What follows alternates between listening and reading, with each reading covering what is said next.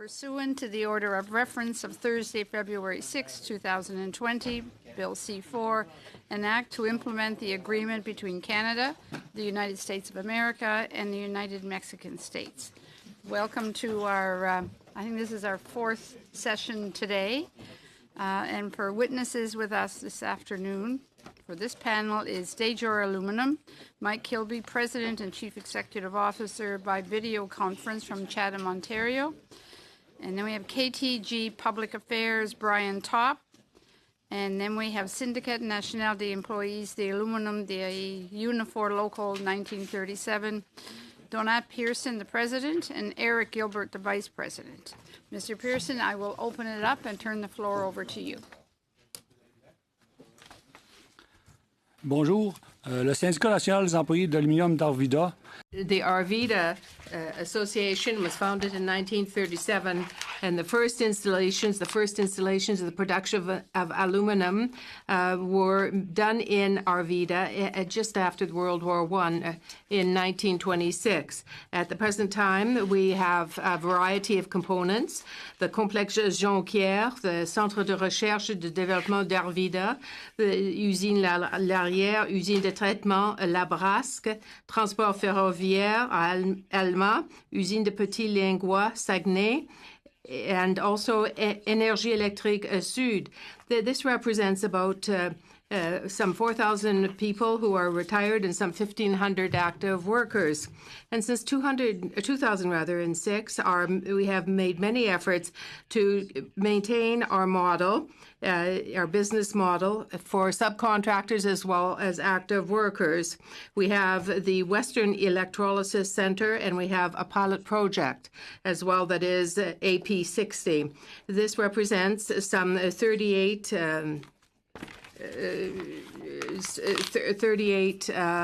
barrels and a possibility of some 200 barrels production in the future. The impact of CUSMA will imperil our future projects. Nothing that will prevent the influx into Canada of low-cost aluminum from China, Russia, and elsewhere. About 85% of the aluminum production in Saguenay-Lac-Saint-Jean is exported to the United States, a major part of which is sent to the automobile industry. Impacts are important in view of the fact that our Western Electrolysis Center does not have an operating permit that will go beyond 2025, and therefore we're looking at possible closures in the coming years. We want to be able to ensure that there would be good working conditions for the workers, but the jobs that will be directly affected or indirectly will be the Rio Tinto workers, the subcontractors, construction workers, local suppliers, regional equipment suppliers, and there will be some fallout for the Rio Tinto project. According to the study that we ordered, and also it was ordered by the Ville de Saguenay, the City of Alma, the Workers' Syndicate in Alma, and another one in the Aluminium Valley, you will see the following results. In 2024, that is between 2024 and 2029, we can see that there will be negative effects. And throughout Quebec, a total of some 600 direct jobs, operational jobs, 580 indirect ones, suppliers, 326 that represent the consumer side, for a combined total of 1,506 person years, thus $505.1 million in new expenditures for the economy of Quebec in 2024. You might note that the annual salary is $81,125 for direct jobs, $62,953 for indirect jobs, 40,828 for other jobs, for a total payroll that generates in 2024 $98.5 million, or an average of $65,404 salary-wise per year. Conclusion: the ratification of the agreement will have a negative effect, and a major one, on our workers. Our expertise in aluminum is producing the greenest aluminum in the world with the smallest carbon footprint. We have research centers and development that must be protected. For all these reasons, we are asking the Government of Canada and also the opposition parties to put a mechanism to allow in place to allow for sheet and for cast aluminum in this northern area to be protected. For that very quick presentation. It gives us more time for questions for the members, so thank you very much.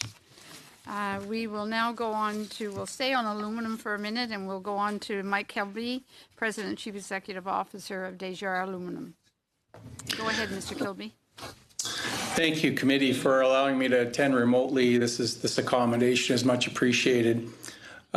In the brief I submitted, this has to do with the elimination of the 70% North American sourced aluminum content for the automotive industry. In my industry of aluminum extrusion, China has shown an unrelenting desire to dump aluminum extrusion into the United States and Canadian markets.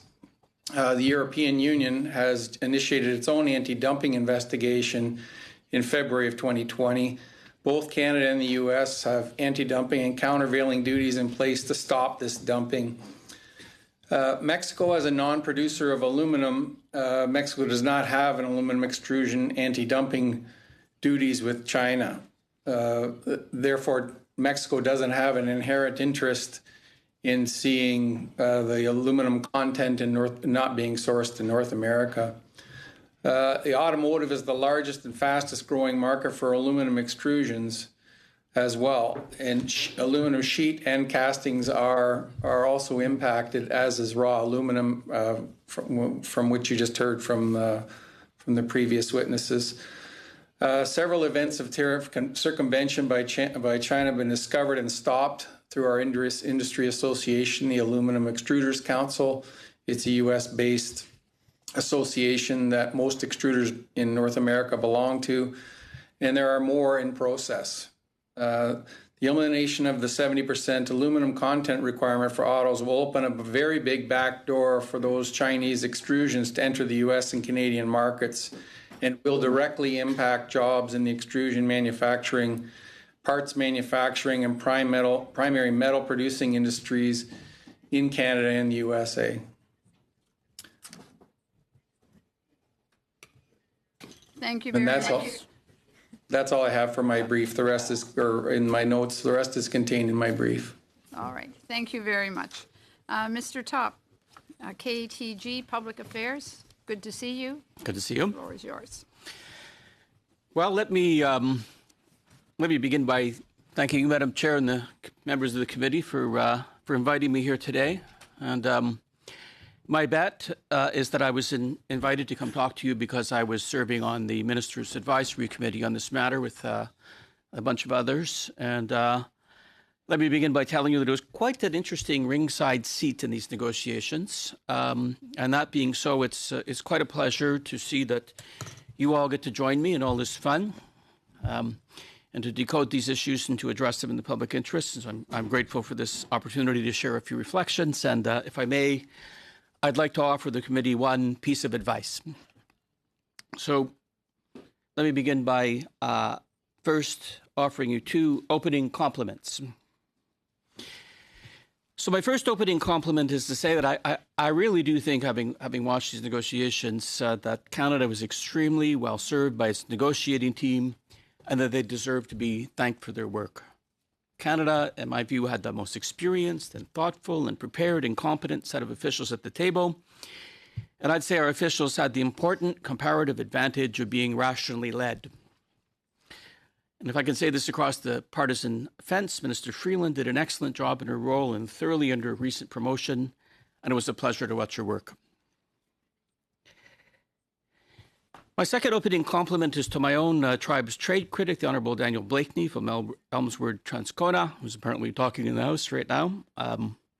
Last week's agreement between the NDP opposition and the government over ratification was another nice piece of bargaining in my view, and it's something else. It's an example that I hope you're all watching of how empowered, well-informed, and responsible members of Parliament can take advantage of their leverage during periods of minority government to open the windows and turn on the lights in this place and renew accountability and transparency and democratic debate. Nicely done. So about this agreement. I recommend that this committee refer the USMCA, the son of NAFTA, to the House of Commons for ratification. And I recommend this for 3 reasons. First, I think this agreement should be ratified because it captures an extraordinary moment in history. It's an extraordinary moment when the President of the United States, the Senate of the United States, the House of Representatives of the United States, the Republican Party, and the Democratic Party all agree that cheap labor-seeking, race-to-the-bottom trade agreements have gravely hurt American workers and have therefore gravely hurt the United States and are therefore bad ideas that need to be fixed. That's a true revolution in world trade, Madam Chair, after decades in which American governments of all hues set the tone around the world by pursuing a very different agenda. They aggressively pursued rules that drove the offshoring of North American jobs for the purpose of capturing low wages and standards overseas, driving down incomes, pensions, and terms of work here in North America. In lieu of that, here we have a trade agreement, much improved by the U.S. House of Representatives, that takes some first steps toward raising standards, raising incomes, and improving access to unionization and to free collective bargaining, and actually intends to enforce these steps. That, I submit, is something that we should grab, and it's something that we should build on. Second, in my view, this agreement should be ratified because it frees Canada from Chapter 11 of NAFTA. This committee is familiar with the arguments, and I'm not going to rehearse them here, but let's keep this point clearly in view. The public interest in achieving this is hard to overstate. Our sovereignty was in some respects fundamentally undermined by this now quietly buried investor-state dispute settlement mechanism. And I don't think Canadian exporters to the United States are going to miss it much, given how much leverage the United States government could bring to bear against Canadian companies who tried to use it south of the border. I'm going to return to this point about leverage in my one piece of advice to you. Third, in my view, this agreement should be ratified because it abolishes the proportionality clause in the energy chapter. This clause was one of the principal American gains from the original free trade agreement and from NAFTA, and it was a highly problematic constraint on Canadian sovereignty that Mexico exempted itself in NAFTA and that we're well shot of.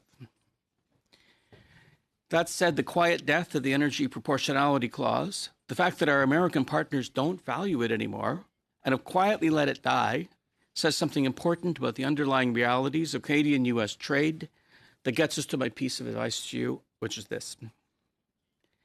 I strongly advise you to say the following to your colleagues in Parliament in addition to recommending ratification. If there's any lesson in this whole USMCA story, a renegotiation that Canada didn't go looking for, it's this. We are far, far too dependent on trade with the United States. Nowhere more so than our energy trade, which our American partners felt they no longer had an interest in guaranteeing. We therefore have dangerously little leverage when the random clock spins of politics south of the border put our economy at risk. We therefore must, as a matter of urgent and pressing necessity, aggressively and systematically invest in our new trade agreements with the EU and with the Asia Pacific. As a matter of necessity, backed up by a real, coherent plan that weaves the federal government, provinces and territories, and the private sector together in joint effort, pursued with determination for many years to come, even when it's not fashionable. We need better leverage. We need to re-empower ourselves in North America by growing and deepening our trade relationship with partners outside of North America. We got lucky this round. The target was Mexico. And we got doubly lucky. Amazingly, the goal was to leverage up instead of leveraging down. But counting on luck isn't wise strategy for any country. And so having bought some time, we shouldn't go to sleep. Because what just happened with the USMCA wasn't just a bullet that we skillfully dodged and the Parliament can quietly celebrate by quietly ratifying this agreement. That was a big wake-up call. Thank you. Okay. Thank you all very much. We will go on to our members. And Mr. Martel. Merci. Alors, je voudrais remercier les... Thank you, and thank you to our witnesses today who are here with us to discuss this matter. Of course, traceability or tracking is something that's very important. We're all aware of that. We would like to see it perhaps a bit more robust than it is. But I have a question to the two witnesses from my neck of the woods. Do you believe that here is that the $6 billion of investment in Quebec are being compromised? Is it because of CUSMA? Well, in part, we think yes. We think that Rio Tinto is going to try to see, if possible, if it can reopen the market to capture it over the coming years. But the difficulty is this: will the impact be that, or will there be a commitment worldwide for the worldwide market, which would involve Saguenay-Lac-Saint-Jean? You know, China has produced more aluminum over the past 6 years than Canada. The technology that exists to a zero carbon, to a carbon neutral footprint. We have green production that doesn't produce any GHGs. And so 60% of our pilot project is going to allow us to produce increasing aluminum in the world. Do you think, then, that there would be some a market possibility throughout Mexico, the United States, and Canada? Could there be some sort of joint purchasing policy that would improve the fact, validate the fact that we are producing such good aluminum? Do you think that there is a possibility there could be a purchasing policy that would be North America-wide that would allow for a brighter future for aluminum production over the years here? Well, probably there are agreements that could favor and promote green aluminum throughout North America. That is a possibility. Anything's possible, you know, if you reach agreement. Do you believe that you can ensure the traceability, the tracking of aluminum throughout North America? We think so, but do you think that it's something that is possible? It is possible, particularly with the capability that we have, the capacity to produce for the United States. Aluminum, if the need for aluminum goods in the United States increases, we can meet it. But if it doesn't, there's something that isn't right somewhere. Well, how can you make it more robust?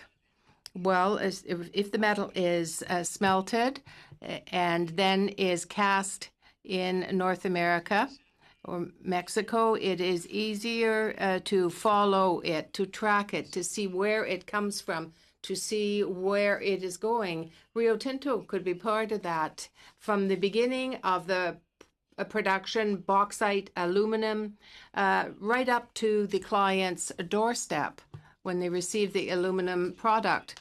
In our region, each bit of aluminum product that is produced is identified. So it's very easy for us to follow, to trace our locally produced aluminum. So they all know, we know what we can do here in Canada, but what about the other side? Well, it's a lot more difficult. Well, thank you. That's all I have. Merci. Thank you, Madam Chair. Mr. Toppa, you exactly said what is quite obvious, but nobody wants to acknowledge that we are too dependent on the US. I come from business background. In business, the fundamental thing is that we have to survive to grow, and we have to grow to survive. The noise that we heard during the negotiation was from the sectors that they just want to survive with this market alone. Automotive sector, the steel sector, the aluminum sector. Let's take aluminum. Our friends are there from the aluminum industry. no new additional capacity has been set up. No new smelter has been set up in Canada for the last 15 years. If my numbers are correct, 90% of aluminum exports goes to just North American markets. So they don't, I did speak to the Aluminum Producers Association here who came as a witness. I don't see any one of them even contemplating to use the strength of the North American market, which is basically a captive market for them, and use that as a strength to export to other parts of the world. That I did not hear. The steel sector, 20 years back, the production was around 16, 17 million tons. Even today is around 15, 16 million tons. Let's go beyond aluminum and steel sector. The trade between Canada and US during the last, say, 7 years is basically the same time. It was around $320 billion exports. Even today is around the same thing, maybe $322 billion. The imports from the US, they are still around same $290 billion. So this market is there. It's a big market by any standards, but this market is not growing. And our industry is actually, it is not even surviving. If you ask me, it is contracting. I did ask the Canadian Manufacturers and Exporters Association president, is the manufacturing sector a sunset industry here? Obviously, he said no. So I want to know from you, with your background, the political background, the background in administration, and you have been involved with this, different sectors.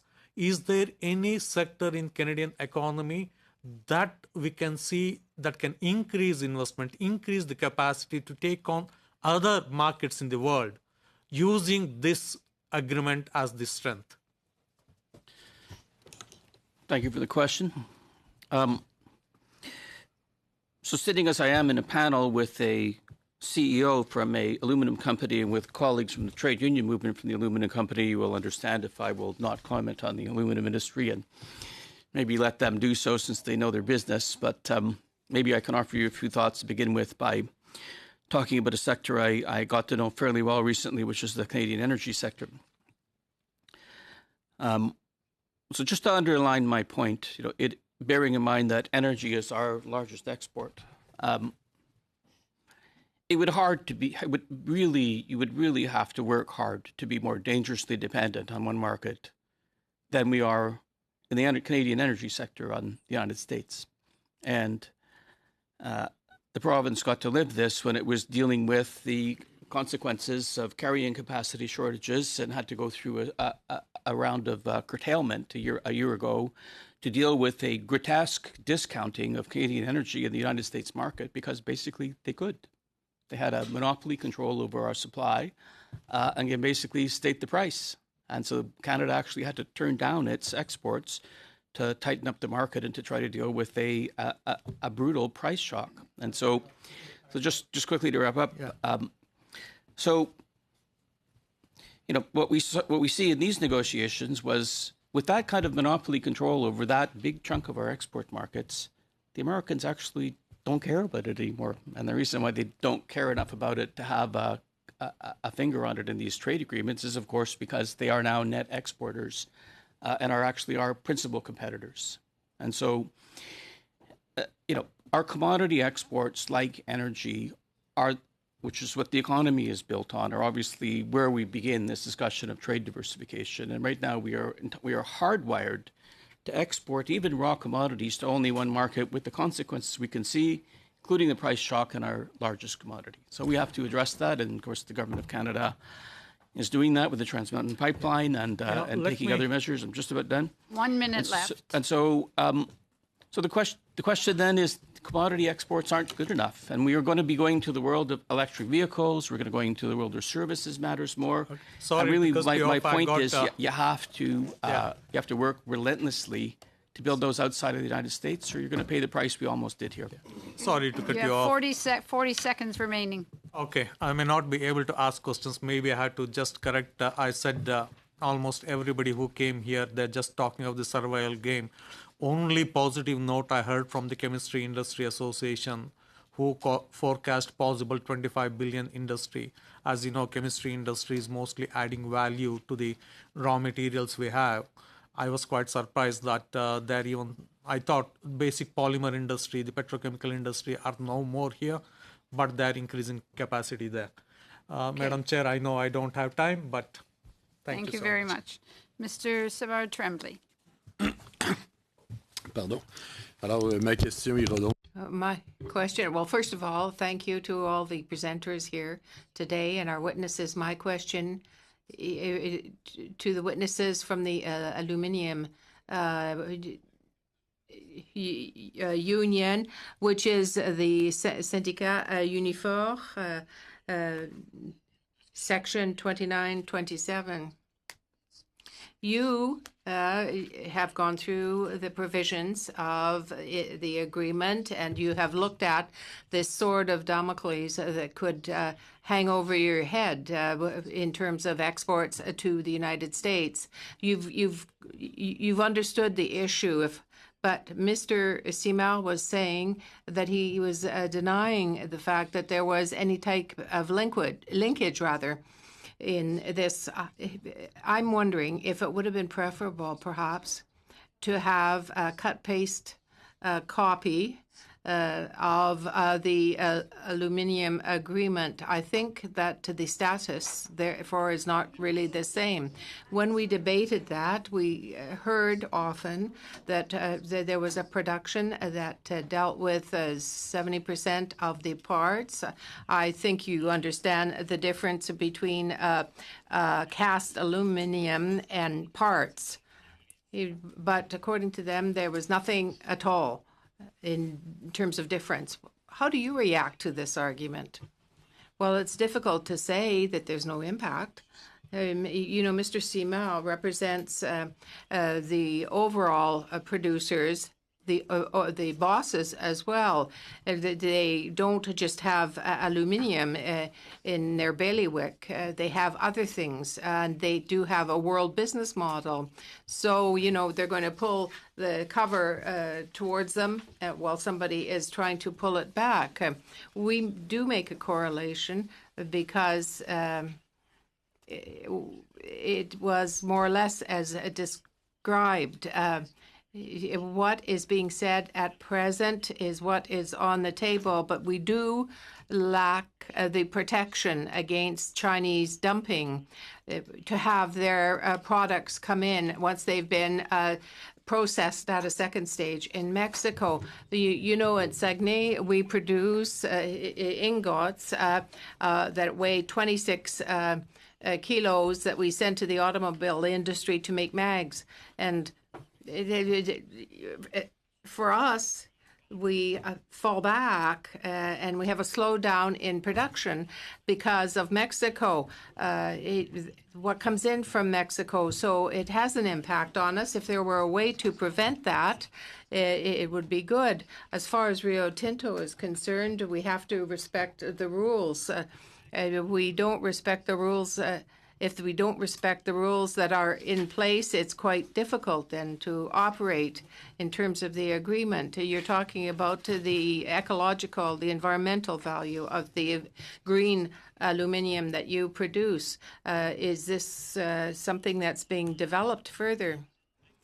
In the Jonquière complex, in that plant, we have installations and we have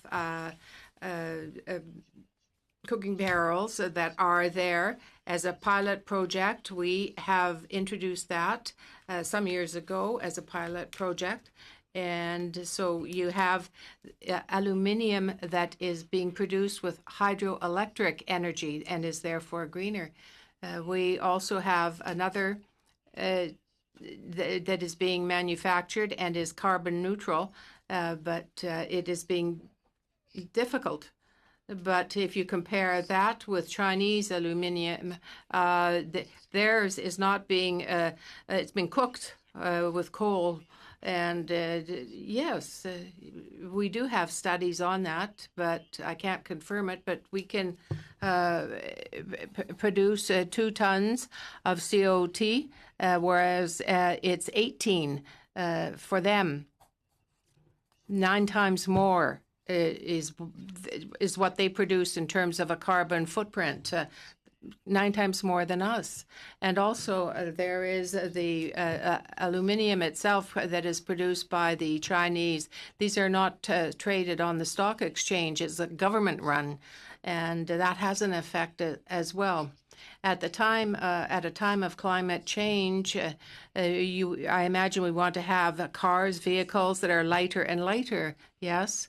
And so the aluminium that you produce in your region could eventually become part of that. Yes, 90% of the aluminium that we produce goes towards that industry, and it's involved in the manufacture. If you think about it, the way in which the aluminium is manufactured, the alloys that are in it are not the same. It's no secret, but that's the part that we have in our region, and it has the added value because of... Mr. Bourlands for 6 minutes. Merci. Merci, Madame la Présidente. Merci aux invités. Thank you. Thank you to our guests for being with us Thank today. you.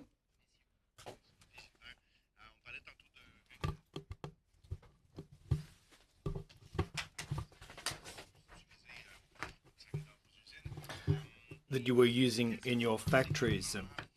So what do you think the federal government could do to, from right at this point, enhance traceability mechanisms for China and Mexico? You know, let's be realistic. We don't want things to be negotiated piecemeal after the fact. Well, obviously we're a far distance from the Mexico border, so that would be tough to control, and we'd have to work with the US to make accommodations there. There'd have to be some sort of verifications performed remotely. Well, question, would you ask the federal government to start negotiating this with the Americans? Well, I hope they've already started doing that very much. Thank you very much. Mr. Tubbs.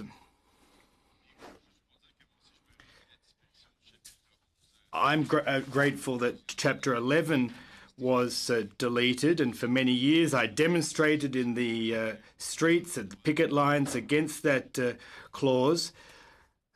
That was there mainly for the benefit of corporations. There was a meeting with this US Senate committee, the Ways and Means Committee from the US, and they came to talk about how to improve working conditions of Mexican workers.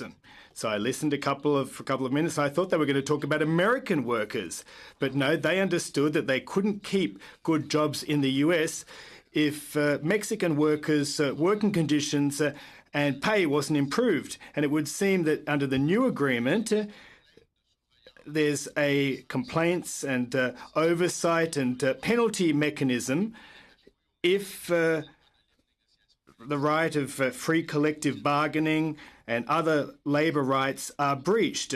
What have you encountered in that regard, and to what extent do you think these mechanisms are effective?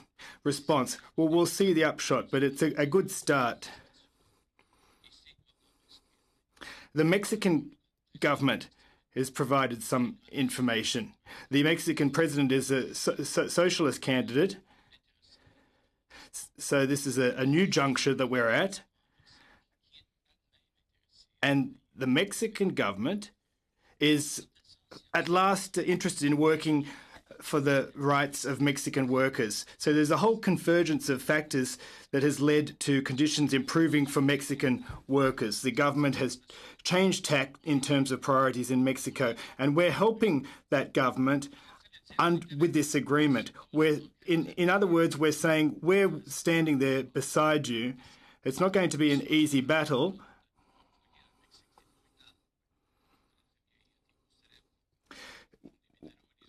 When it comes to steel workers, we've seen huge fights waged and won. But this is a good start, and it's a solid alliance. And as I said earlier, this is a complete overhauling of the priorities at the very core of these agreements. And so that's why I said it's a good start. Now, on the process itself, and I'd like to hear from the other stakeholders here, it's a convention that the federal government, when there are these kinds of trade agreements, consult, and all this information is put into a magic box and then it disappears. We don't hear anything more about it until at the other end of the process, we end up with an agreement. Do you think that the federal government should set objectives before going into and reopening these agreements?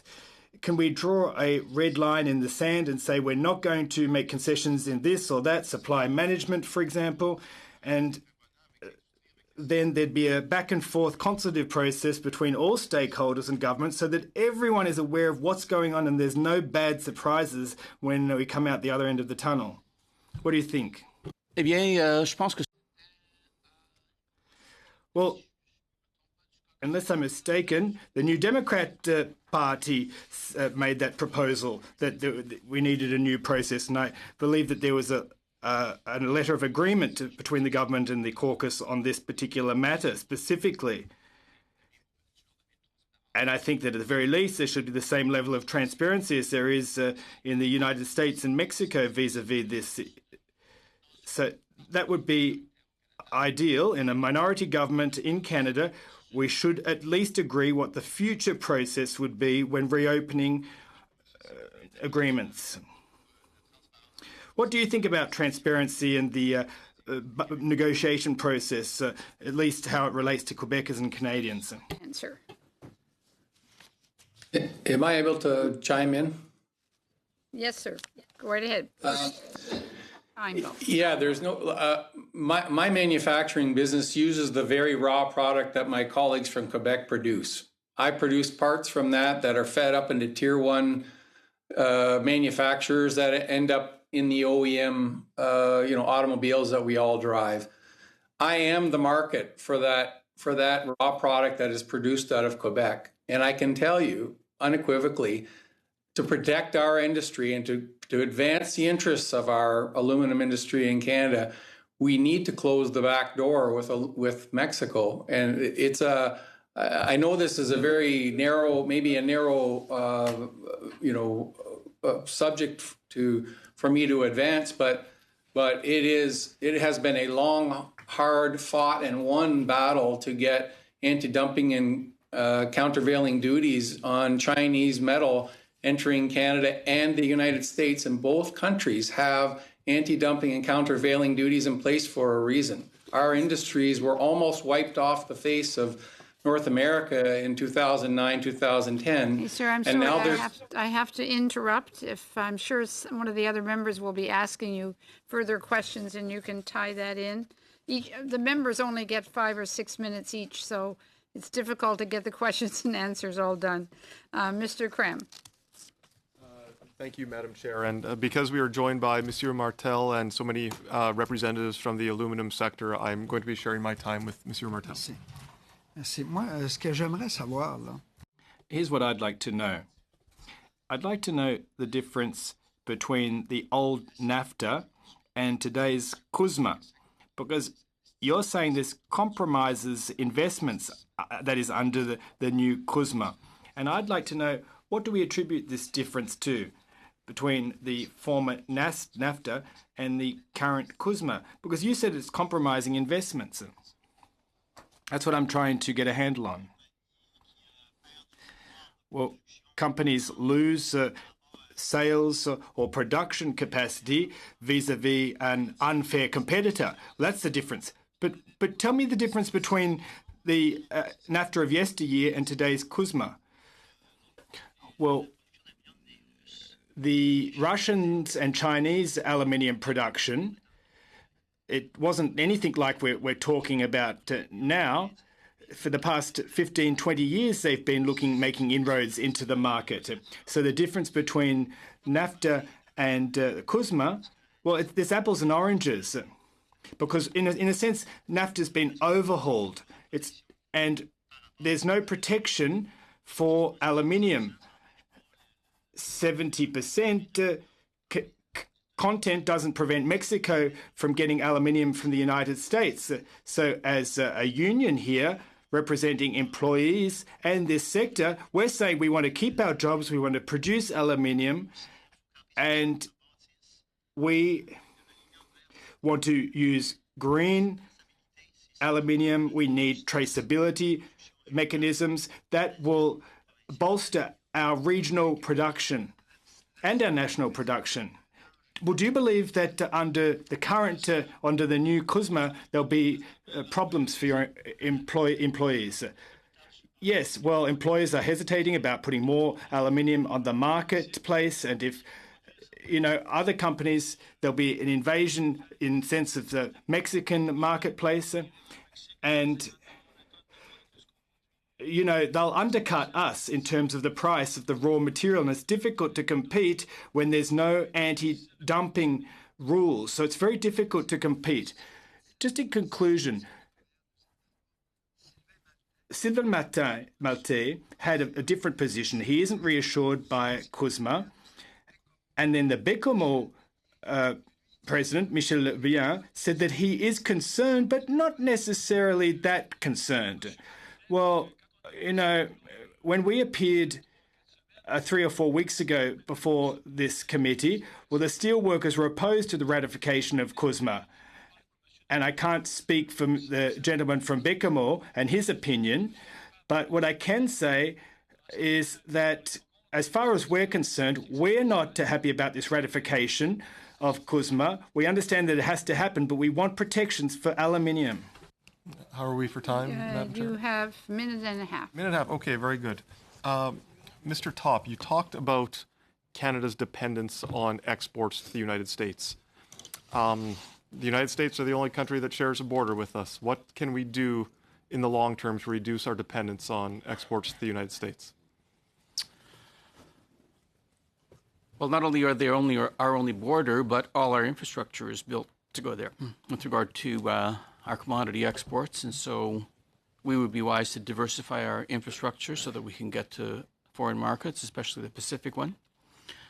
And then I think, a couple of weekends ago, I was in Texas. I popped down to Austin to go check it out and loaded up on I was in the government of Alberta for a while. We took a close look at what happened in Texas. They were pretty smart in Texas. After the 1986 oil shock, they told themselves essentially what I'm saying here, which is that we need to diversify and we need more markets. And so what's that about? That is about the federal government, and it's about provinces, and it's about industry, perhaps led by banks, deciding that we're going to systematically exploit both commodity and value-added markets in Asia Pacific and in Europe in a circumstance in which this negotiation has taught us how dangerously dependent we are on the market and how little leverage and consequence we have. It's the second point that is really my point.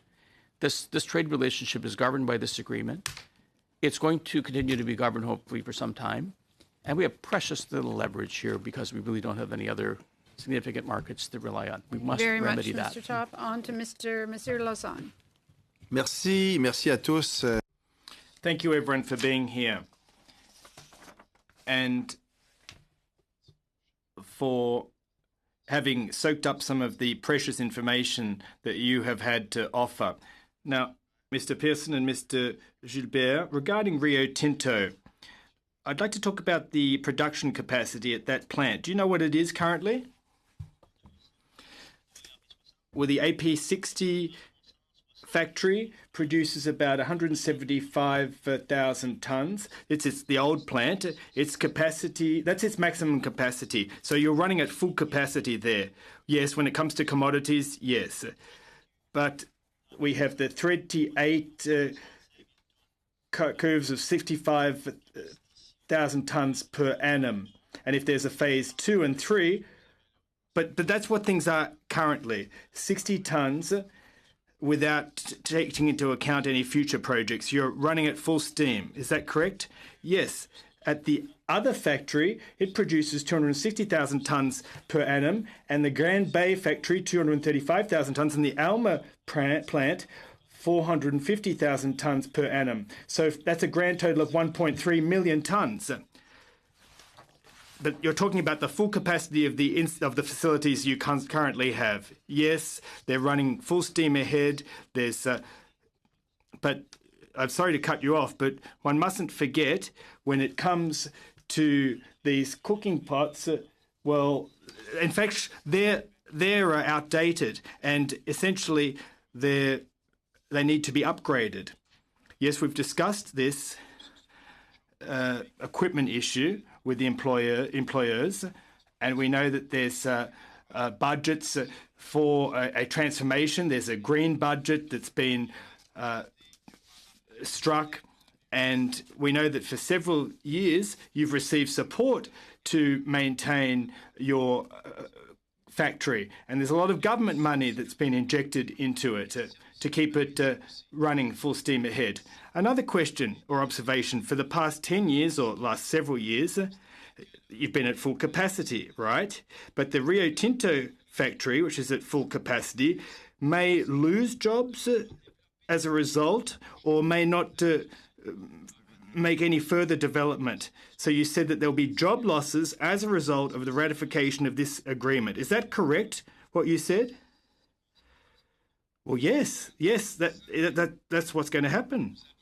But were there to be no ratification in the upcoming 10 years under CUSMA that requires 70% of homegrown content parts, and if China over 10 years has been going gangbusters and you've reached full capacity, well then how can you foresee that you're going to lose a market share when you're at full capacity and your employer is saying that this expansion has absolutely nothing to do with the ratification of CUSMA? It's because of globalization, it's global prices. He stated this unequivocally before the committee. How can you say that these job losses are the result of CUSMA and you have these, you foresee negative ramifications? Well, this is a huge company you're talking about, Rio Tinto. We have outdated equipment that needs upgrading. We follow our orders, and when the client isn't satisfied, well, they go elsewhere, and we've lost a number of clients over the years. Rio Tinto isn't, and we have nothing against them, but they have a fair share of the market. Of course, it's normal that clients are won and lost, but what I'm trying to say here is that you are currently at full capacity. You can't be doing any better than being at full capacity, can you? That's what's optimal. So the owners have, however, said that this is the upshot of globalization and that investments haven't been made. Let me just turn back to the quality of your project, if I may. That's my trade. I'm a specialist. For 21 years, I can say that, the teachers in my department came from your region. And there are folks that really stand out. And should be your point of strength. Chinese aluminium that is of poor quality, when you meet environmental standards, how could this Chinese poor quality aluminium make inroads? Well, if aluminium is introduced through Mexico and it's smelted and re-melted, well, then that's where that comes through the back door. And that's where we lose our competitive edge. Sorry, I have to cut you off. Okay, Mr. Epp. Thank you, Madam Chair. A question for Mike Kilby. Several months ago, I had the opportunity to tour your facility and witness firsthand the growth from 0 to 250 employees over a 10-year period. And you walked me through the impacts of the CITT findings in 2014, 2019, and the U.S. findings in 2016 regarding countervailing dumping. Can you tell me what the provisions of this deal will impact, how it will impact the employment level at your facility? Secondly, and what the review in 2021, the U.S. review of that, how that potentially can impact your facility? Thank you. Yeah, as I said before, these anti-dumping and countervailing duties have been very important for the Canadian and U.S. operations for aluminum extruders. It's allowed the extrusion industry to recover and thrive again. And the extrusion industry just hit levels of 2006 again in 2018. So it is a growing industry. Manufacturing jobs are coming back to the industry. I know that of 9 extruders in Ontario, 6 serve the automotive industry, and all are growing right now and adding both facilities and employees to their employ. The 70% requirement for aluminum for automotive is a really, really big deal for us. More and more automotive business is starting to move into Mexico, and the Chinese have been unrelenting in finding ways around the anti-dumping, countervailing duty tariffs. And we know that Mexico is the back door in for that industry. There is no other reason for Mexico to insist on the reduction or the elimination of that 70%. They can get aluminum in North America like everybody else. And my colleagues from Quebec will be displaced out of Mexico over time. There is absolutely zero doubt in my mind. And the Chinese have already moved metal into Mexico, tried to move it into the United States subsequently, and were caught red-handed doing it. And they were fined and so on. And then they moved that metal to Vietnam and moved it back into the United States, or tried to move it back into the States. So these are the types of things we're up against with the elimination of that 70% North American content for aluminum. It is the thing that will help investment in the aluminum industry in North America. That those things all fit together. And why Mexico would insist on its elimination is beyond me, other than they want to advantage themselves on subsidized and dumped metal into Mexico.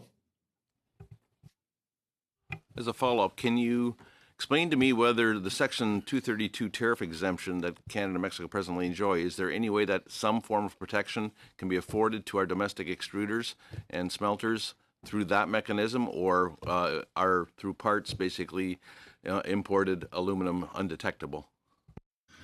Yeah, the Section 232 order has given a boost to the price of metal in North America. It should be helping smelters in both Canada and the United States, with investment decisions.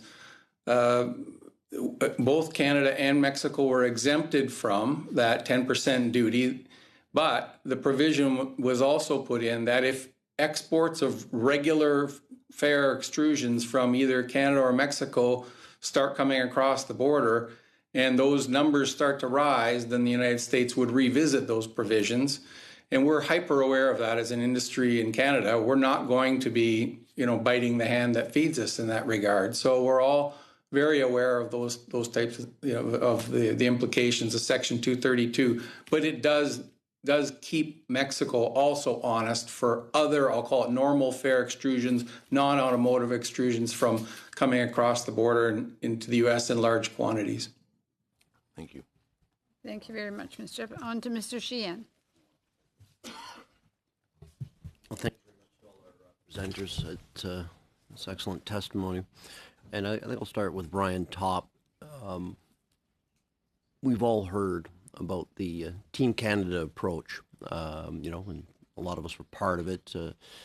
I know at your level, the minister had engaged with people from the NDP party, from the Conservative Party, and really tried to gain perspectives from the different premiers of all sorts of levels, political levels. This trade committee was down in Washington a couple of times and eyeballing, our counterparts, both the Conservative, the NDP opposition members, and saying, we're not going to, ratify that in Parliament unless you lift those steel and aluminum tariffs. And I'm from a steel town, Algoma Steel, Chinaris, and by way of it, we also have a lot of small steel producers as well.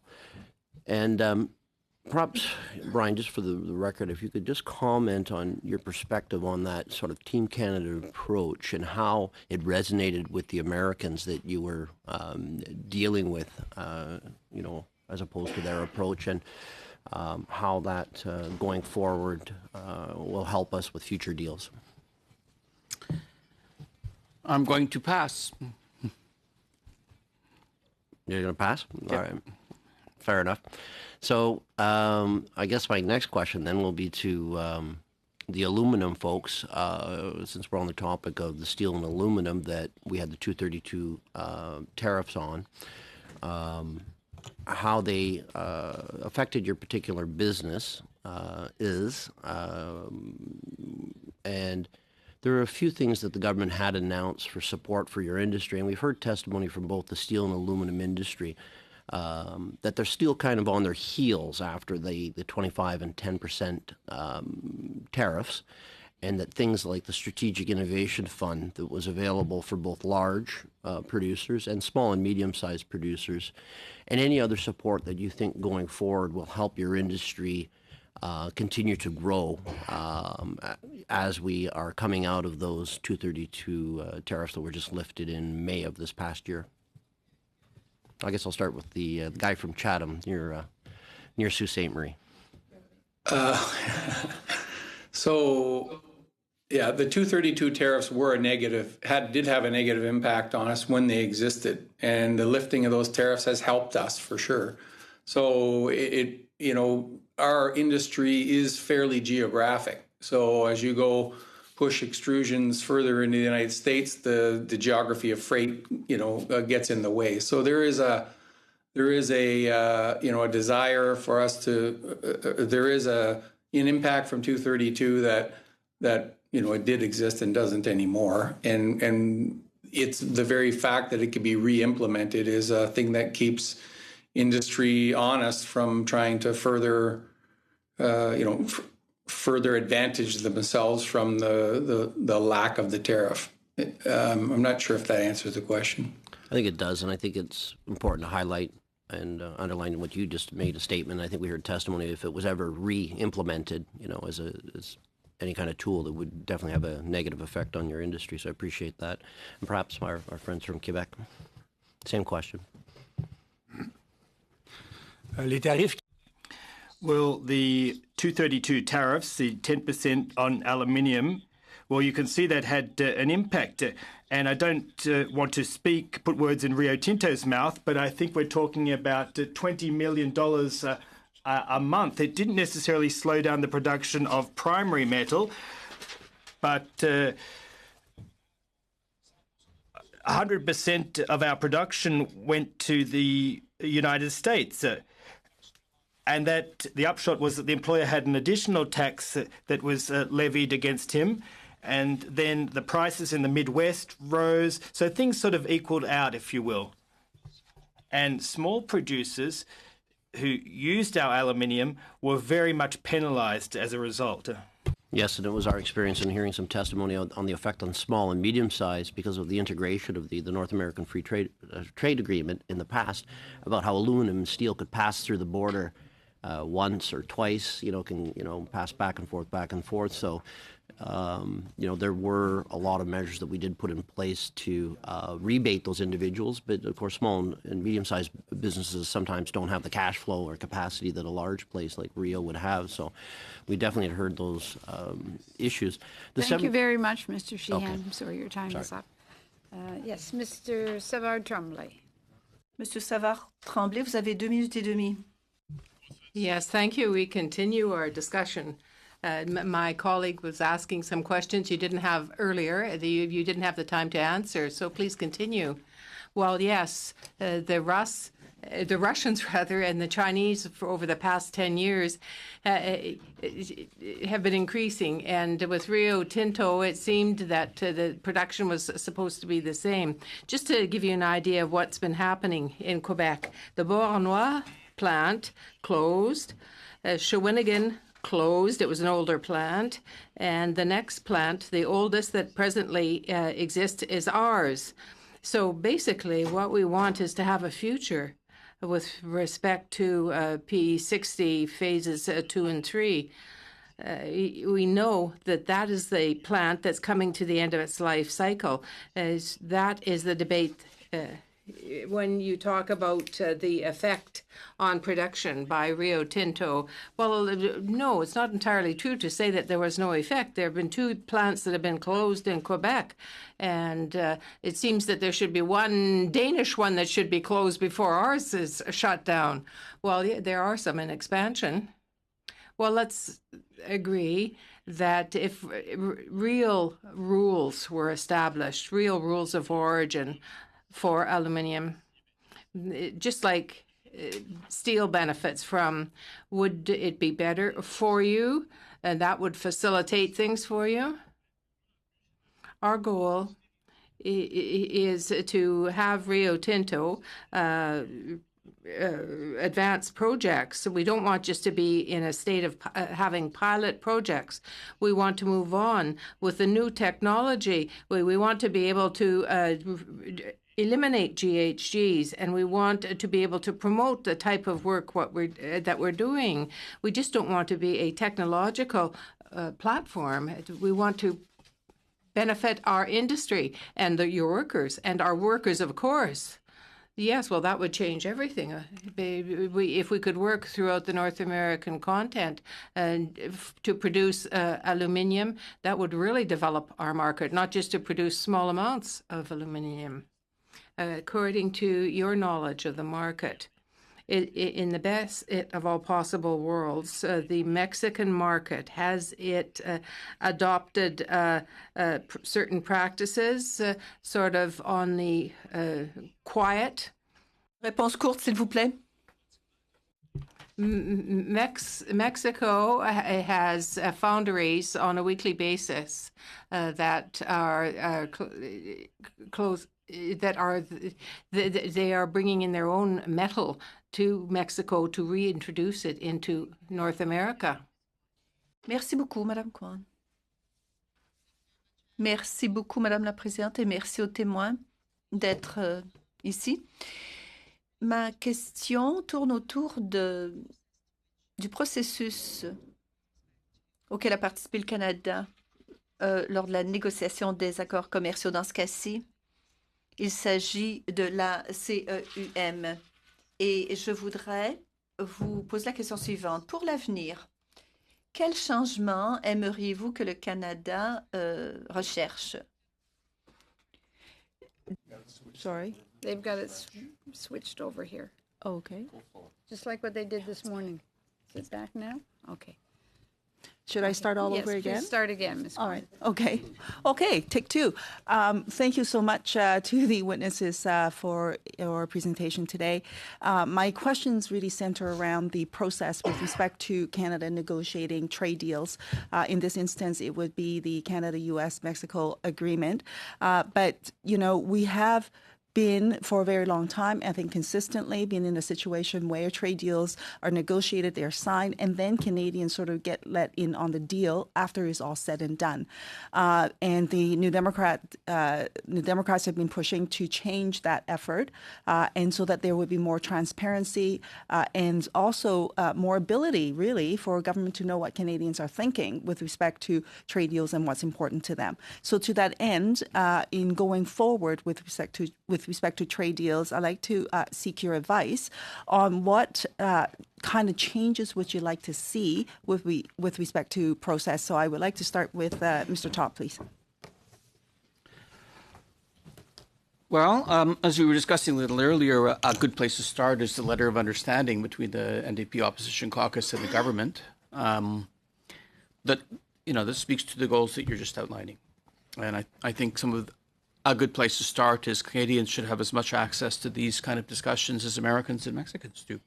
And the process in Congress and in the Mexican Congress are more formal, more transparent, have more stops in them, more requirement for government to explain what's going on than we have in Canada. And your colleague, the Honourable Mr. Blakey, I think, has underlined these very effectively. And now we have to think about how to enshrine that in the rules so that the next time Parliament deals with these kind of issues, you don't have to use the kind of leverage that's available in a minority parliament to force it. So this is a requirement, I think, for the government to lay out what its goals are in the negotiations, to give stakeholders an opportunity to comment on them before the negotiations start, for the government to give progress reports on what's happening, for stakeholders to be able to give feedback, and then for the matter to be assessed, for the ultimate result to be benchmarked against the results before Parliament makes its decision. And that's what Americans have and what Mexicans have and what your Canadians have too. Thank you. Very short. Any other comments in terms of adding to those suggestions? To the other. Pour notre organisation syndicale, c'est sûr qu'on est toujours. For our union, Mr. Jerry Diaz, our president, is very interested in matters of that nature. He has people coming in to give their opinion to governments and so on, to get involved in this type of discussion. The point of entry that we had was the opposition parties that shone the light on us to allow us to be invited here. And I think that in the future it would be very important to involve all the various elements of society that are in this situation. Second round of questioning. Does anyone have an outstanding question that they would like to answer? Or I will suspend for the next 15 minutes until our next panel, and you can speak directly with the witnesses if you choose. All right, so I will suspend till 5 o'clock. Thank you.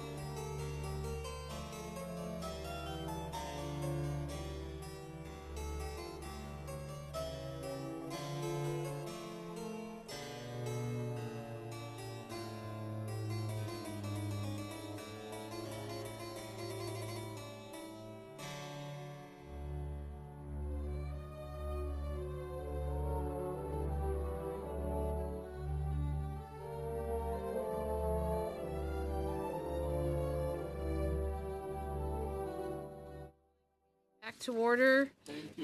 Pursuant to the order of reference Thursday, the 6th of February, 2020, Bill C-4, an act to implement the agreement between Canada, the United States of America, and the United Mexican States. We're going into, I think this is the 7th panel that we've had today, so welcome to all of you. So we have from the Honeybee Manufacturing Limited, Jamie Pegg, General Manager, and Scott Smith, Manager, Component Systems and Integration. And from Northern Cables Incorporated, we have Shelley Bacon, Chief Executive Officer, and Todd Stafford, President. Mr. Pegg, I'll turn the floor over to you to start. Thank you. Madam Chair, committee members, my name is Jamie Pegg, and I have the privilege of representing the 160 employees of Honeybee Manufacturing as their general manager. I have with me Mr. Scott Smith, one of our employees who has been integral in bringing to light our requests and concerns here today. We want to thank you for the opportunity to express our support for the new trade agreement and address some requirements that our business sector will need. Greetings are extended to you from all of the Honeybee employees, as well as the 9 different small-town communities these people call home in southwest Saskatchewan. Greetings are also offered from Donna Boyd, the chairwoman of Agricultural Manufacturers of Canada, and their 240-plus members. Honeybee Manufacturing was established in 1979 by 2 brothers, Greg and Glenn Honey, who started to manufacture agricultural innovations that they developed on their farm in Bracken, Saskatchewan. They innovated a swather. Their neighbor wanted it, then the farmer down the road wanted it, and after 40 years, farmers from over 26 nations have used Honeybee equipment to harvest their crops more efficiently and effectively so more people can eat. The key products that Honeybee produces are combine headers, to be used on almost any combine manufactured worldwide, and swathers that attach to either tractors or power units to cut and dry the crop before the combine comes harvested. Original equipment manufacturers, OEMs like John Deere, Case, New Holland, and AGCO, have all recognized the value of Honeybee innovation. In harvesting and at different times have been entered into partner agreements with Honeybee to produce either brand name headers and swathers or a Honeybee branded table. The innovation that has defined Honeybee products has supported hundreds of employees at the facility in Frontier, Saskatchewan, with a population of 300 people. Honeybee is the key economic driver in southwest Saskatchewan, covering a radius of over 100 kilometers. Today, if you look around the main operations area, as well as research and development, you will see employees who represent 4 and 5 generations of farming in the local area, as well as new Canadians from the Philippines, India, Venezuela, the Ukraine, Syria, and Germany. We are a global company in terms of the people we work with, as well as the markets we sell to. Over the last 2 years, Honeybee credits Canada for 40% of its sales and relies on the rest of the world for 60% of its sales, including 33% to the United States of America. Being a global company, we rely on and support free trade agreements that Canada participates in. They are a necessity in our industry. One only needs to look at the last 2 years of tariffs and closed borders to see the negative impact that they have on our industry. We estimate that these measures cost Honeybee millions of dollars and close the door on a lot of job creation. That is not taking into consideration the additional costs that the farmer needlessly absorbs when they have to buy new equipment because of the increased price of metals and components required to build our equipment. NAFTA was a continuation on of the excellent trade relations that agricultural manufacturers enjoyed with the United States, and we are hoping that CUSMA will be the same. The key takeaway from our testimony today is that our industry is placed on an uneven playing field versus the United States.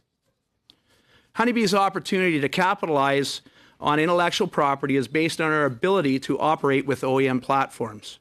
Interoperability means that a Honeybee harvest header can plug and play with the OEM combine. Historically, this has been provided in a straightforward and obvious way, just like the way that a keyboard plugs into a computer. Today, we are starting to see encrypted digital interfaces on the OEM products that block us from connecting and operating our harvest headers on these OEM platforms. Further, there is no technical information or parts forthcoming from the OEM to achieve the required adaptations independent of their direct involvement with Honeybee engineering teams. The net result is authorized use only. This is controlled by the OEM digital locks and keys that are unavailable to implement manufacturers. Instead of spending our research budget on innovation, we are burning it on adaptation. The vast majority of these machinery platforms are manufactured by companies in the United States and sold worldwide. In order for Honeybee to continue to participate locally and globally on these platforms, we need to have the ability to connect the two and operate them in a straightforward manner. According to Stats Canada, Honeybee is about one of 1,400 manufacturers in Canada that develop implement products that attach to large OEM platforms. About 500 of these companies are agricultural implement manufacturers. We are dependent on the OEM platforms to host our innovation. The impact of technical lockout by OEM will be the death of the Canadian implement industry and will decimate our communities. Most of the 500 ag implement manufacturers in Canada are located adjacent to smaller rural communities, where they tend to make a significant contribution of jobs and funding of essential services. This would be lost. The Canadian manufacturing supply chain will also be greatly impacted. Interoperability issues affect equipment in all Canadian industrial implement sectors, which include ag, mining, construction, and forestry. OEM platforms are the engines of industry that provide the power to perform work, including combines and tractors, load haul and dump equipment, excavators, and forestry forwarders. Innovation is characterized by the traits of meeting specific user requirements that are not met by the OEM one-size-fits-all offering. Honeybee Innovation caters to the specific needs of our many markets and considers their unique operating environments, farming practices, and crop diversity. Meeting these challenges is a global requirement that brings Canadian innovation to the world. Securing the ability to commercialize innovative products in Canada is at risk today. Legislation and the CUSMA trade agreement don't address this, and they should. Canadian industry should have the freedom to innovate commercially on OEM platforms. New IP clauses in the CUSMA agreement do not place U.S. and Canadian implement manufacturers on the same footing. U.S. copyright law makes exceptions for legally modifying motorized agricultural equipment for the purpose of interoperability. Canadian copyright law does not provide these exemptions, making it illegal for Honeybee or any Canadian company to reverse engineer OEM platforms to achieve interoperability. Canada has no exception for motorized land vehicles such as a personal automobile, commercial vehicle, or mechanized agricultural vehicle as per U.S. exemptions.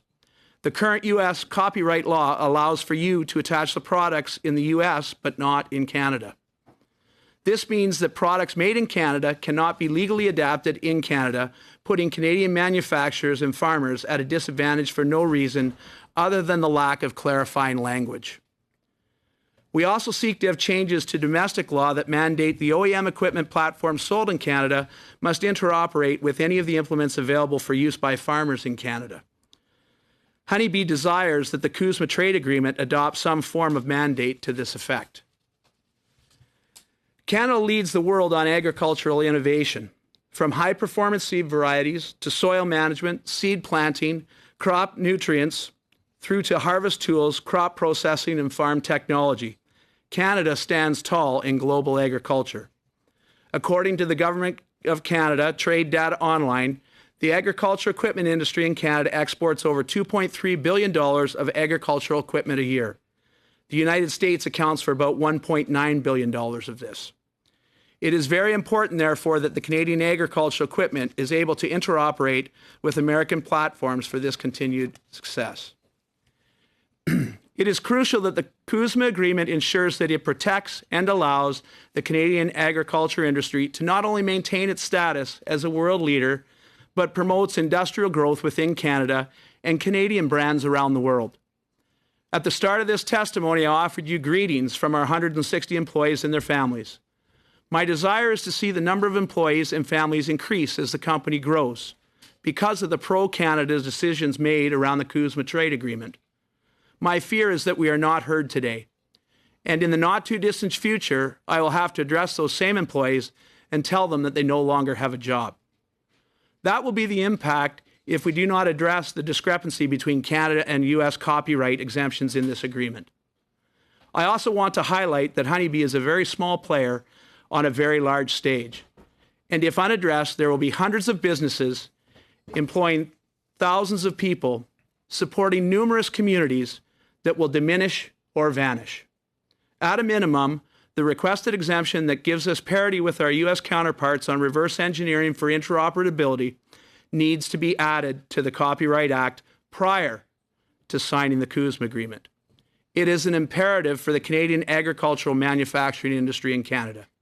Thank you for your time. We're open for questions. Thank you very much, Mr. Pegg. Now on to Northern Cables. Go ahead, gentlemen. Good morning. I'm going to let Todd Stafford give the presentation here. All right. Good day. I'm Todd Stafford. I'm the president of Northern Cables in Brockville, Ontario. Northern Cables is a 24-year-old Canadian-owned and operated manufacturing company based in Brockville, Ontario. We are the remainder of what was once a large domestic aluminum wire and cable manufacturing industry in Canada. Gone are Canadian-owned companies named Alcan, Canada Wire and Cable, and Phillips Cables. These businesses were mostly supplied with primary aluminum produced in the province of Quebec. In 24 years, Northern Cables has grown to 3 manufacturing facilities of 275,000 square feet and 250 full-time employees. Our company only processes material sourced in North America. Northern Cables purchases the bulk of our cast aluminum rod from the province of Quebec and exports about 50% of our finished products out of the country. Since the economic cycle in 2007, when copper reached a price of $4.20 US per pound, the popularity of using aluminum as an alternative material in power cables has increased dramatically. The U.S. government has attempted to apply tariffs on aluminum and steel products originating from outside of the United States, specifically aimed at China. Unfortunately, these measures are easily avoided by applying connectors to cables and reclassifying goods as other products, such as selling aluminum in cast animal shapes. Part of the tariff actions express concern of material being shipped to other transshipment countries before entering the United States. Statistics Canada shows significant imports of aluminum wire in the form of stranded conductors, bare, insulated, and assembled cables coming from China, India, Turkey, and the United States. An action by 2 U.S. large domestic manufacturing companies resulted in a finding by the U.S. Department of Commerce that Chinese imports were sold in the U.S. at 58.5 to 63.4% below fair value. Chinese exporters receive countervailing subsidies at the rate of 33 to 165%. Since this hearing is about the new Canada-U.S.-Mexico Free Trade Agreement, Northern Cables has 4 points that we'd like to raise to protect the domestic manufacturers from being harmed. The first one, enforce that landed prices of competing foreign manufacturers arrive at fair market value in Canada. The second one, enforce that Canada does not become a transshipment country where aluminum is dumped, causing displacement of other aluminum. Third point, strengthen our customs import codes so that products cannot be mislabeled or repackaged in such a way to circumvent our import rules and permit below-market prices entering Canada. And lastly, support Canadian manufacturers' interests on CSA and UL wire and cable committees and standards, where harmonization by the other 2 countries could reduce existing Canadian safety standards. A good example of this is the need for minus 40 degrees C rated cables in Canada rather than the minus 25 degrees C rated cables available in the United States. Thank you. Okay. Thank you very much, gentlemen. On to our members. Mr. Hoback. Yeah, thank you, Chair, and thank you, witnesses, for being here this afternoon. You know, the USMCA, or new NAFTA, or NAFTA 0.05, is an important deal for Canada. There's no question about it. It's $2 billion a day, and we will approve this agreement. But one of the things I definitely wanted to do with this committee is talk to different sectors and different industries to make sure we have an understanding of the impact, and where it's negatively impacting a sector or an industry, that we put in the appropriate mitigation to help minimize that impact. And I think, for example, I'll start off with you, James, and Honeybee. We've talked about this issue in regards to John Deere and Case and companies like that not opening up their architecture and the electronics to allow the functionality of your headers. Do you see anything in the USMCA that will actually allow us to deal with that, using maybe U.S. law, for example, to make it easier? Randy, I'm going to defer that question to Scott Smith originally, who's done a lot of work on this, and he'll give some follow-up to that, if that's all right. With the Copyright Act in the United States provides these exemptions specifically for reverse engineering for interoperability. Interoperability was born out of the requirement for computer software to allow people with physical disabilities to enter data into a computer, and software wasn't written to accommodate that. So provision had to be made for mouth straw type keyboard stuff and whatever. Today, what we're seeing in the ag industry and in the industrial equipment industry is these digital interfaces to replace straightforward, plain old wire systems that still work. There's no additional functionality with the digital systems that are being employed on the new designs. They're just simply doing it to provide a technical lockout. It can be a wired one, it can be wireless, whatever. So as a minimum, the U.S. Copyright Act allows for this reverse engineering for interoperability, specifically on farm equipment and industrial equipment. That would still cost us a lot of money. Like for a single adaptation to work around that system on one of the AGCO products we developed, cost between $800 and $1 million for one product, to put one swather on one tractor. And we have a lot of products and a lot of tractors and combines out there, so if we have to do that, it's completely unfeasible. So ideally, the Copyright Act, at a minimum, includes the same exemptions that are provided for by the U.S. Copyright Act. And the information we've supplied has the link to that U.S. standard, but also the motivation for it and the explanation of it. It's very clear. It's really just clarifying language, and it's updating it to be modern to reflect the realities of the industries we work in. I think ultimately, though, we're going to require some form of mandate that equipment be brought into the company with open interoperability as a default position. And ideally that happens at the federal level because it affects all provinces. Okay, so but if we do that at the federal level, we have to not just do it in Canada, we have to do it right across North America. And then, of course, you ship headers into Europe and Australia and Ukraine. So how do we make that so it's actual global by nature? So the equipment that we're building for, the brands that we've mentioned, are U.S. brands, and it's the same combine that's sold in Canada and the U.S. as is in Europe and everywhere else. So the impact on us means that whatever we do for development basically is true for anywhere that we sell our product because it's the same host platform we have to design for. And you can't do it through engineering standards? You know, it makes me think of the old Pioneer Yes, we could absolutely do it through engineering standards. The European Union just recently mandated that all phone chargers use USB-C instead of a whole slew of proprietary different charging ports. In agriculture, we already have the ISOBUS standard. Yes. It's used for towed equipment behind a tractor, and when you have a header on front of a combine, you have additional requirements that the ISOBUS standard doesn't support. There has been extensions called TIMs that have been asked for, but the OEMs are resisting that, and they're moving to the ability to close and own the value chain at the exclusion of all other third-party participants on their platforms. So it's a commercial decision. We know that from the horse's mouth. And we've debated it with them, and they're not accepting of changing course. So we're stuck in this. So shy of legislation, there's no recourse for implement manufacturers. So then I guess what it comes down to, again, it's the regulations. It's to get it regulated across North America so we have the ISO standards for you so that you can operate that header in front, not just being towed behind. Do you see that being any easier at the USMCA, or is that going to make it harder to do things like that?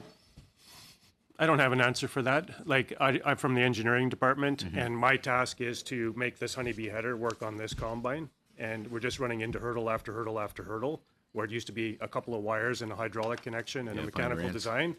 They're going overboard on this, and they're not adding any additional functionality. So we've approached it from the anti-competitive behavior of that. We had a case with the Competition Bureau. It ran since last February till this February. It closed a week ago. And they closed it because there was no legislation enforceable for the nature of our complaint. Wow. So it just shows the Competition Bureau doesn't have the teeth to actually deal with issues like this, whether it's in Canada or the U.S. We've worked with Global Affairs, ISED, Heritage Canada, Ministry of Agriculture. We've had the roundtable discussions. It's a problem looking for a portfolio to live in. No one wants to take ownership of it. It needs to be solved, or industry's dead. Yeah, so it's not just you guys that are going to be impacted by this. It's MacDon and all variety of people, right? Yeah, it's not just us, and I think that's one of the things. It's an opportunity for us as a country to be proactive in what we're doing. Technology is driving this, is allowing for this to happen, and I think we can get in front of it instead of behind it, because the cost of being behind it is going to be a whole industry that's been developed over the last 70 years that will just disappear in literally months, if it gets implemented that strongly. And Thank you you'll very see much. that right away. Thank you very Thanks, much, guys. sir. Thanks for coming. On to Thank you. Mr. Dhaliwal. Madam Chair, and thank you to the presenters. Carrying on with Mr. Smith, being an engineer, I have a difficult time grasping this when you have a machinery designed here in Canada, supplying it to Ukraine or India or China. What impacts this particular agreement will make on the engineering perspective? That is what I'm a little confused now. Yeah. On the engineering side, we have to spend money to either develop a parallel system that's a replication of what already exists on the platform we're trying to mount on, and have a selection between our own design and the OEM's controllers and systems. So for a specific example, we have to take direct control of the hydraulic pump on a tractor and relate it to the functions of our header to deliver a solution. So it's a whole duplication of what already exists on the tractor because they haven't allowed open interoperability. And yet the farmer wants that tractor and that header to perform the work that needs to be done. So the Copyright Act just allows us to do that legally if that exemption is put in place. Today, in today's copyright law, it is illegal for us to go to any direct measure that's less expensive. So if we develop into the software of the platform rather than doing a complete parallel system, it's less expensive, it's more plug and play, it uses the existing controls in the tractor, but it's illegal today. So is this copyright coming under this CUSMA or it was in place before? I think that the concern is that if we made a change after the signing of CUSMA, that there would be the threat of sanctions and tariffs and so on if we then changed our Copyright Act to be in line with the U.S. Copyright Act.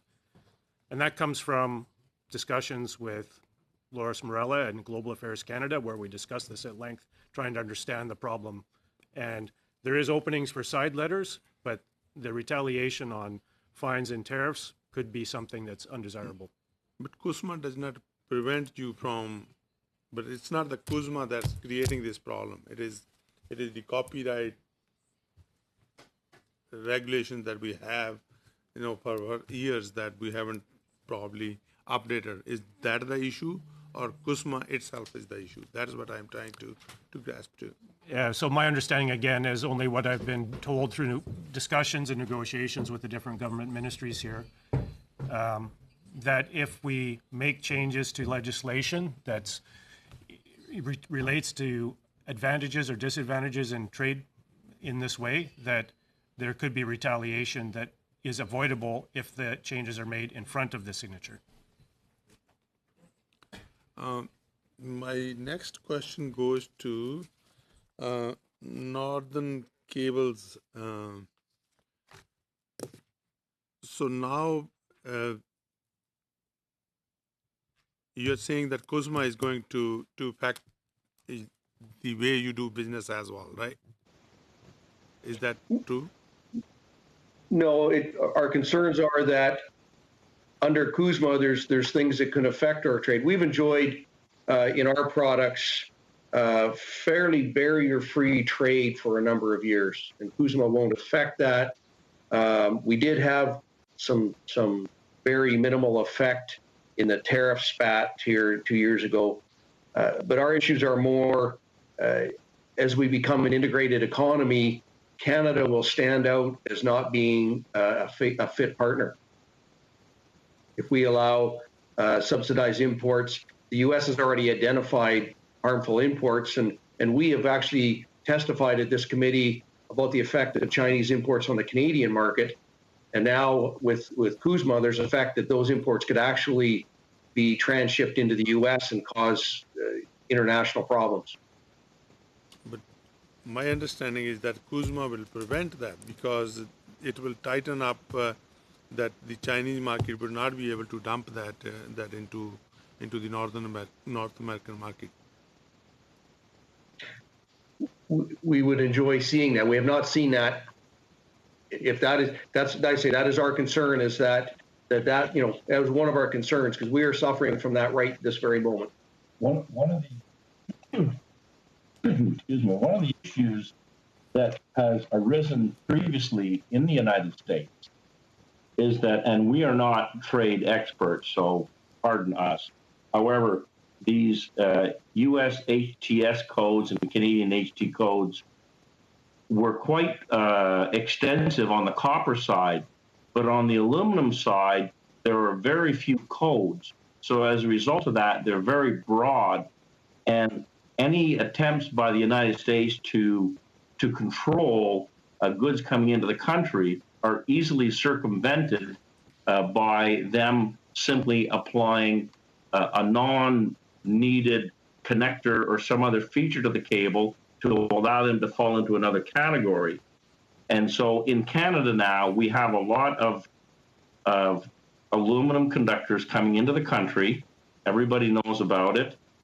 We've had a number of people go along to the major distributors. In fact, I received a call today from our largest customer of aluminum cables telling us that they're under pressure to start sourcing products overseas where they can buy aluminum conductors below world market prices because they are subsidized by these other countries. And there's nothing we can do to prevent this from entering the country. Yeah, I'm sorry I have to interrupt at this point. Your time is up. Mr. Simard Tremblay. Savard Tremblay. Pas Simard. My name is Savard Tremblay, not Simard Tremblay.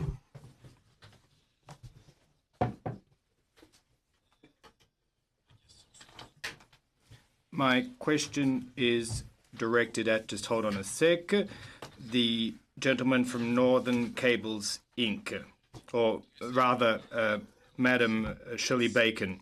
Now, to begin with, when do you expect to have to adapt to the new system? Je sais pas si nous entendent, si la connexion. Can you hear me okay? Perdu, là. Yes.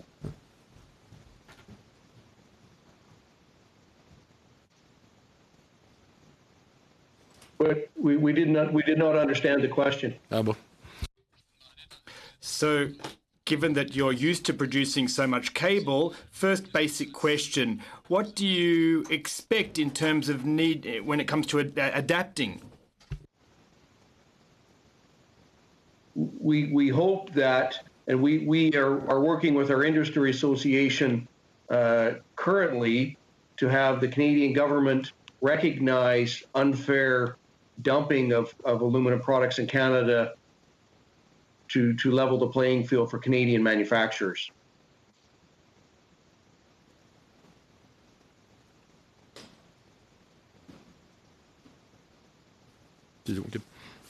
Et pourriez-vous nous...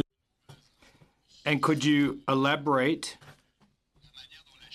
on how China is participating in this dumping? In which sector mainly? You spoke about copper, aluminium. Could you please elaborate on that? The most significant area is aluminum. There's many aluminum products, but in our specific industry, it's electrical cables. And we have Chinese salespeople driving down the 401 to distributors offering to sell products at less than the cost of raw materials. We buy all of our aluminum from the province of Quebec, and all of the aluminum that's coming from China is coming from a state-subsidized manufacturer.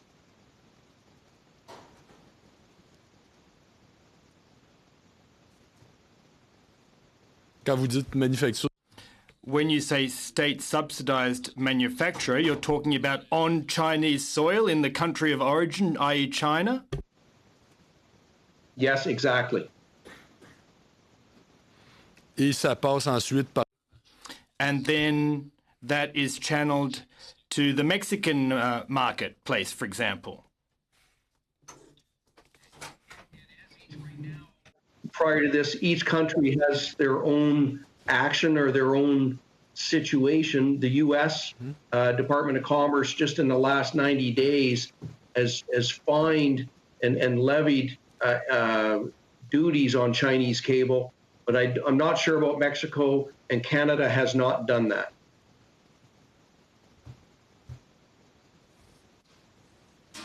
Est-ce que c'est quelque chose que vous recommandez? Is that something that you would recommend be done? Most certainly, and we're actually working with our industry association right now to that very end. Our concern is it's very late for our industry. We are the last Canadian-owned aluminum cable manufacturer left. Everybody else is either left, closed, or sold out to multinational companies. Juste pour être certain de bien comprendre. Just to be sure that I understood this correctly, you may have said this already, but your cables aren't only made of aluminium, are they? You have other cables. Yes, we make both copper and aluminum conductor cables. Parfait. Et du côté du cuir? And as far as copper is concerned, is there the same level of dumping occurring? Not in our sector of the industry. We make fairly large power cables, and the copper, the imported cables, probably because of the weight, have been less of an issue than the aluminum cables. But I know in the data cable telecom industry, imports have been devastating.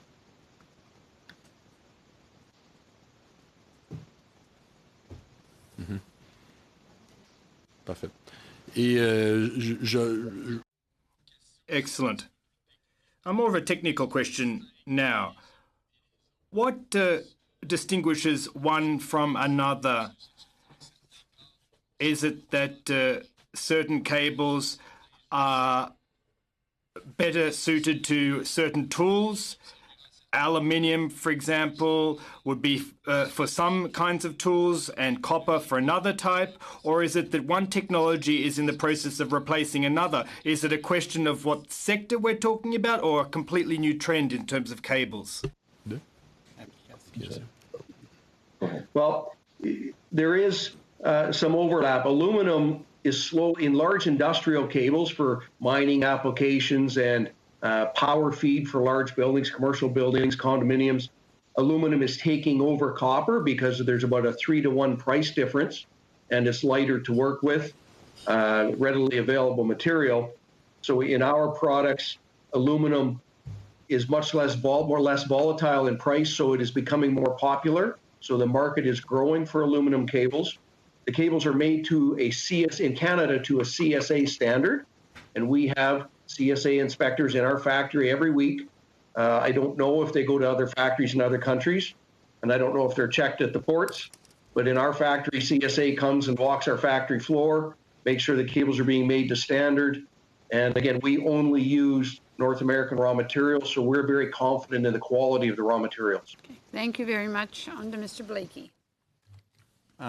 Thank you, everybody, for appearing here today. I do want to continue the conversation with Northern Cable. I'm just trying to understand, I guess, the path of this cable coming to Canada. I know, so in the case of auto, there's country of origin rules, and so the concern is that aluminum would be coming to Mexico and then being turned into parts in Mexico and then count as North American content. Am I hearing right from you that actually it's just direct entry in this case, that aluminum is coming over from China and it's already manufactured as cable in China, and it's coming over and it's just competing because it's a subsidized manufacturing? It's exactly what's happening. Correct.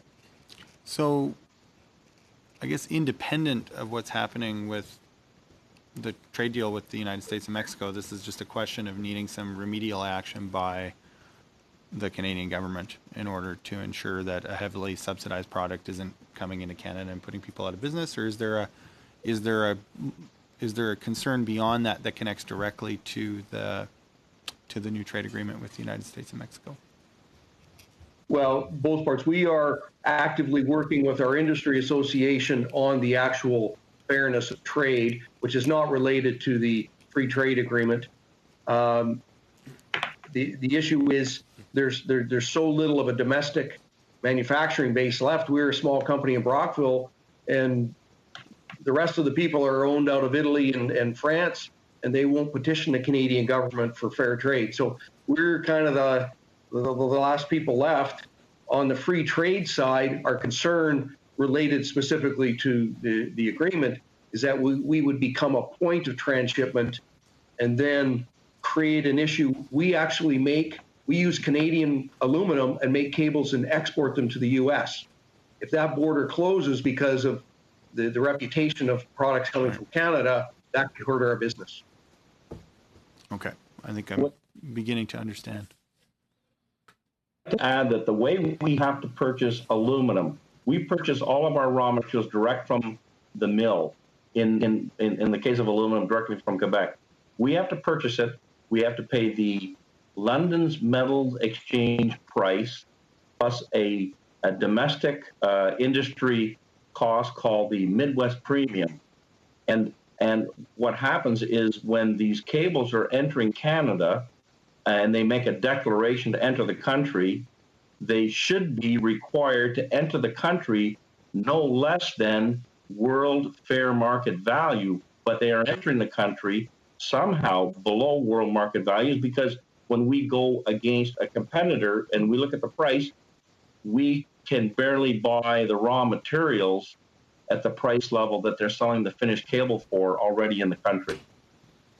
So do you think that if there was action at the border to ensure that cable coming into the country is being sold at fair market value, that there's the potential to grow the industry? Do you think we get some of that back?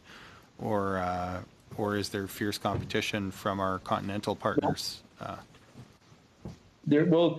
Canada has an advantage because a very large portion of the North American aluminum is actually smelted in Canada. So there is a domestic industry, and there is other plants that make aluminum cable in Canada, but they've been bought by Italian or French companies. There is definitely room. We have no plan to go away. We're planning to expand. And if we could sell more aluminum cables, both in Canada and the U.S., we would be hiring people tomorrow. And I apologize if you clarified this in your opening statement and I missed it, but in terms of the U.S., I mean, does the U.S. welcome Chinese cable into their borders at the same rate as Canada, or do they provide some protection against the subsidized product coming from China? They did up until, and then about 18 months ago, 2 U.S. domestic manufacturers filed a complaint. And about 90 days ago, the U.S. Department of Commerce found in their favor and imposed countervailing duties of between 33 and 165% on Chinese cable. But I know anecdotally from being in the U.S., there are still people getting around with transshipment. They ship it into Korea. They put little connectors on the end and sell it as an assembly. There's a lot of tricks, but at least their government has recognized the damage to the industry. And it's in our industry, if you search the Encore Southwire Department of Commerce ruling, there's quite a lot of information available. So there is action that Canada could take standing shoulder to shoulder with the United States on this, if we wouldn't be going it alone. Most certainly, and that's part of this free trade agreement, that we would encourage that. And we are working with the Electric Federation Canada, which is our industry trade representative that's recognized. And in the next probably 90 days, we will be approaching federal representatives to actually file a complaint. Well, thank you guys very much. As a construction electrician who's installed a lot of cable, I've appreciated the opportunity to understand a little better how it's supplied. Thanks. Thank you. Thank you very much. On to Mr. Carey. Thank you very much, Madam Chair, and I want to thank the witnesses for being here. Just wanted to start off basically we're the party of free trade, and we're supportive of getting the agreement moving forward. The challenge we're finding with these testimonies over the last few days is that the minister said she adequately consulted with different sectors, and we're finding out from the aluminum sector that they don't feel they were adequately consulted. So there's real families that are going to be really hurt by this agreement if it's not done right. There's businesses, there's sectors that are going to be negatively affected. And what we want to get is from people on the ground, such as yourselves here today. First of all, if you feel that you were properly consulted, but if there's an opportunity for you to give more input into the government on the implementation, the timing of it, to help families and businesses that you're aware of or your own business that may need some support. Is that something that you feel, well, first let me just start off with the honeybee. Do you feel that you were adequately consulted on this trade agreement? You start, Scott, and I'll finish it up. Yeah, I think we weren't consulted until we went chasing for it. We saw a red flag in news reports about IP terms in the agreement, which raised red flags, and we didn't understand what the impact would be initially. It took some time and research to start to see where this was going to impact us, where we started approaching government, and the consultations that we had, to be honest, were more deferrals rather than engagement. They were courteous about it and professional, but it doesn't solve our requirements going forward. And so we're a little concerned that the type of engagement matters as much as if we were engaged. I'll leave it at that as far as the impact to the company. Well, I think behind that, I want to add to that a little bit, Scott. If you were to talk to one of the things when we were given this opportunity is to speak to a lot of the associations, various associations that we're part of, that we're members of, and also some that we're not members of. And quite honestly, the information fed back from them was, we don't know. We would love to be able to participate. We would love to be able to work with you, but we really don't know. And you as a company know more than we do. At least that's what you think. You know, as Scott said, we really took the initiative on about 1.5 years ago, looking at this, studying it because it was a business risk for us. It was a high red flag risk, and we just took it upon ourselves that we need to get to the bottom of that. So the reason that Scott's here today, the reason that you're getting a lot of the good information is because the time, effort, and energy that has been put in by him, by the owners of our company, to be able to say, this is a problem we don't know. So is the information free? I haven't seen that coming across my desk to be able to answer that question. Well, that we had an expert on IP and copyright in earlier, and this is one of the things that people aren't talking about with this agreement. It's kind of floated right underneath, but it's so important right now, especially with technological advances, with the new trade agreements, that we really do have to get it right. So I would welcome if you do have some ideas as we move forward. This implementation process is going to be ongoing, and we want to make sure that the government gets it right. So please feel free to continue the dialogue after today, and thank you for being here. The next question, I think, for Northern Cables, I was alarmed to hear what you had to say, because for me it seems to be like a safety issue. And with the growth in construction and everything that we're doing here in Canada, with our Buy American shutout in this agreement, we want to make sure that Canadian businesses are going to be competitive across North America. Now, to hear that the Chinese are able to move their product into this country without oversight is troubling, because, as you mentioned, the CSA, maybe we need to change the regulations somewhat so we know that we have good quality product coming into the Canadian market. My question to you at Northern Cables, do you think it would be worthwhile with this agreement that the CBSA, my colleague Mr. Lewis may be talking about this later on, but do you think the CBSA and the inspection authorities need to have more resources to make sure that there will be no workarounds with this new agreement? Well, definitely. I guess the issue we have, Mr. Carey, is that I don't know what rule. Like, we definitely would want to see any rules enforced, but first we'd want to see what the rules are. Like right now, we don't know how well the standards are being made on cables that are made to CSA. They come in with a CSA logo printed on them, but I don't know, if they have. Sorry for interrupting. I wouldn't. For time already, but if the gentleman I wouldn't would get take caught a second saying to that. try to respond. we couldn't say that it's counterfeit. I mean, we're concerned, but that's kind of libelous, I guess, for us to say of another manufacturer. We're worried about the cost of their raw materials and the cost of the electricity that they've used. Okay, thank you very much. On to Mr. Sarai. Thank you to both of you. It's actually refreshing. We've been hearing a lot about other industries, but less about non-ag industries. So to have you here and hear your perspective, I'm going to ask Northern Cables. I'm trying to figure out your issue here. Is this change because of the new CUSMA versus the old NAFTA, or is your concern just the perhaps subsidized cable that is coming in from offshore? I'm trying to figure out the exact issue. Is it something to do with the actual document of CUSMA, the change in regulations from what it was before to now, or is it really about dumping or perhaps dumping of cable, cheap cable from, i.e. Asia, China? We do not have a direct issue with the wording of the agreement. Again, our industry has enjoyed relatively free trade for decades.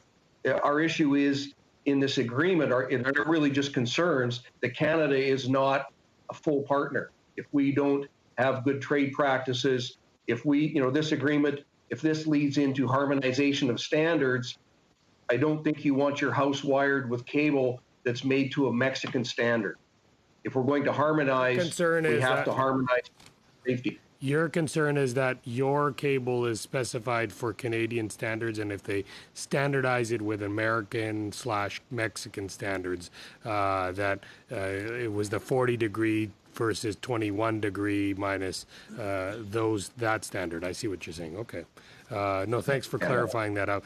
Because the other part is a very difficult situation where not very difficult. You'd have to go to WTO, and if there's anti-dumping duties on the raw goods coming in, that's a whole different ballgame. But I wanted to make sure that we're not allowing a new loophole in the U.S. For this to come in. Okay. My second question is to Honeywell, Honeybee, sorry. So great name. I actually first thought you were from the Honeybee Center that's near our riding, because we have a very famous Honeybee Center that every kid in our school end up attending, and we buy our honey from there. But this is actually a very good success story that you manufacture agriculture farming products and are exported in large numbers worldwide, and you have it. I was wondering, it may be in our inboxes, but have you given a submission on your exact, because a very technical problem that you have in terms of the copyright, if you've given that to our chair, it may not have been translated, or it may not have printed it out, but it would be helpful. It is submitted. Okay, so your problem is that under the Copyright Act, the U.S. allows somebody in your situation to do the work you do easily there. I'm trying to be very legally. Cole's notes of it. And when in Canada, if you try to do the same thing, you would not be allowed to do that legally. Now, has that always been the case, and you're now wanting us to change it, or is that change as a result of CUSMA? I think it's possibly always been the case, but the nature of the equipment was always straightforward interconnectivity. So the one thing that happens when you move from an old agreement to a new agreement is you modernize it to reflect the realities of modern industry. And I think that's what we've missed in this case, and in many cases with respect to digital protections on people's products and the ability to circumvent them legally or easily or cost effectively, rather than intentionally blocking participation. And when you spoke to people at GAC, Global Affairs, in regards to this, and you said you've had extensive talks, where did you come with the fear? Is it just something that the industry fears, that if we match the U.S. rules on their copyright, which is what you're asking for, that we would somehow get retaliatory reaction? Because my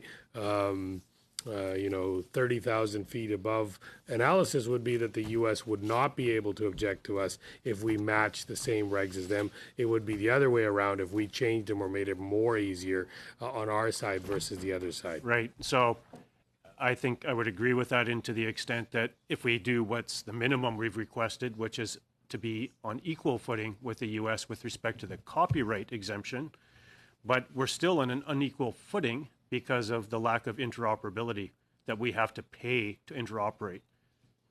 I see, okay. At the expense of our innovation spending. And that's on the interface. That's where you're saying to reverse engineer, and you have to reverse engineer and then make the operating equipment. If you take a keyboard and plug it into your computer, it's one connector, you just plug it in. Yeah. What we have to do in our industry is take wires from each individual key and open up your computer and take those wires and plug them into each individual key on the keyboard that came with the computer to make it work, rather than just plugging it in so it works. And the reason, okay, thank you. Mr. Lewis. Thank you, Madam Chair, and thank you to our witnesses. For Northern Cable, so I just did a little bit of background on your website there, and I note three specific lines in there. So my questions are actually around the lines. The first one is, it states that Northern Cable have had sharp price increases to aluminum and steel. Will the rules of origin or other elements of the new NAFTA impact these prices further? Do you know that? We don't believe so. There's a good domestic market for aluminum, and we actually have copper smelted in Montreal that we buy. Steel, galvanized steel used in cable is not available in Canada, and we have had in the tariff spat we had a couple years ago, there was an issue, but with free trade, we should not have any issues with that. Okay, so you don't expect there to be any issues then with regard to your customers and what they pay for it today going forward? No. Nothing there? It would be the same for all of our competitors. It would be a level playing field. Okay, thank you. Further on, it states that that you are expanding and trying to find new markets in the United States. Can you describe a few examples of those new markets? Well, we make industrial and commercial cable, so we do not make residential. So obviously commercial construction in the metropolitan areas is very strong. We've established 7 warehouses in the U.S. that we ship to customers from, covering mostly the eastern seaboard down into Texas, because freight is a big issue for large cables. So we are slowly expanding into the Midwest, into the oil fields of the Dakotas, matching. We make a lot of industrial cables for mining. There's a good mining market in Nevada. So those are all opportunities for us. Okay, thank you. And is there any concerns and or fears that the new CUSMA or NAFTA, if you will, new NAFTA, will impact the ability of companies such as yourselves in finding new markets either in the U.S. or abroad? Is there any concern there? Our only concern is that it's an opportunity for us if Canada participates as an equal partner. But Mexico is an untapped market for us. Okay, great to know. And just a final question for you. As my colleague, Mr. Carey, had mentioned earlier regarding the CBSA, I'm not sure if you're aware, to date, I have seen nothing in the new CUSMA agreement that actually is going to give the CBSA more training and or more funds and or more people. So I'm expecting, so my riding is Essex down by Windsor, busiest international border crossing in North America. So I'm cautiously optimistic that it's going to be a smooth transition, but I've got my reservations on that front, which goes to my question. I noticed here that Northern Cable states that they experience seasonal markets, and I'm wondering, will the timing of the ratification and the need for effective implementation impact those seasonal markets?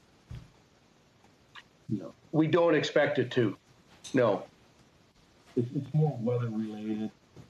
One never knows what type of fall and winter one's going to have. That's a tendency to either increase or decrease the amount of construction one can do given the weather conditions, and that's the seasonality to it. But we don't expect that to affect our trade, no. Very well. Thank you, Madam Chair.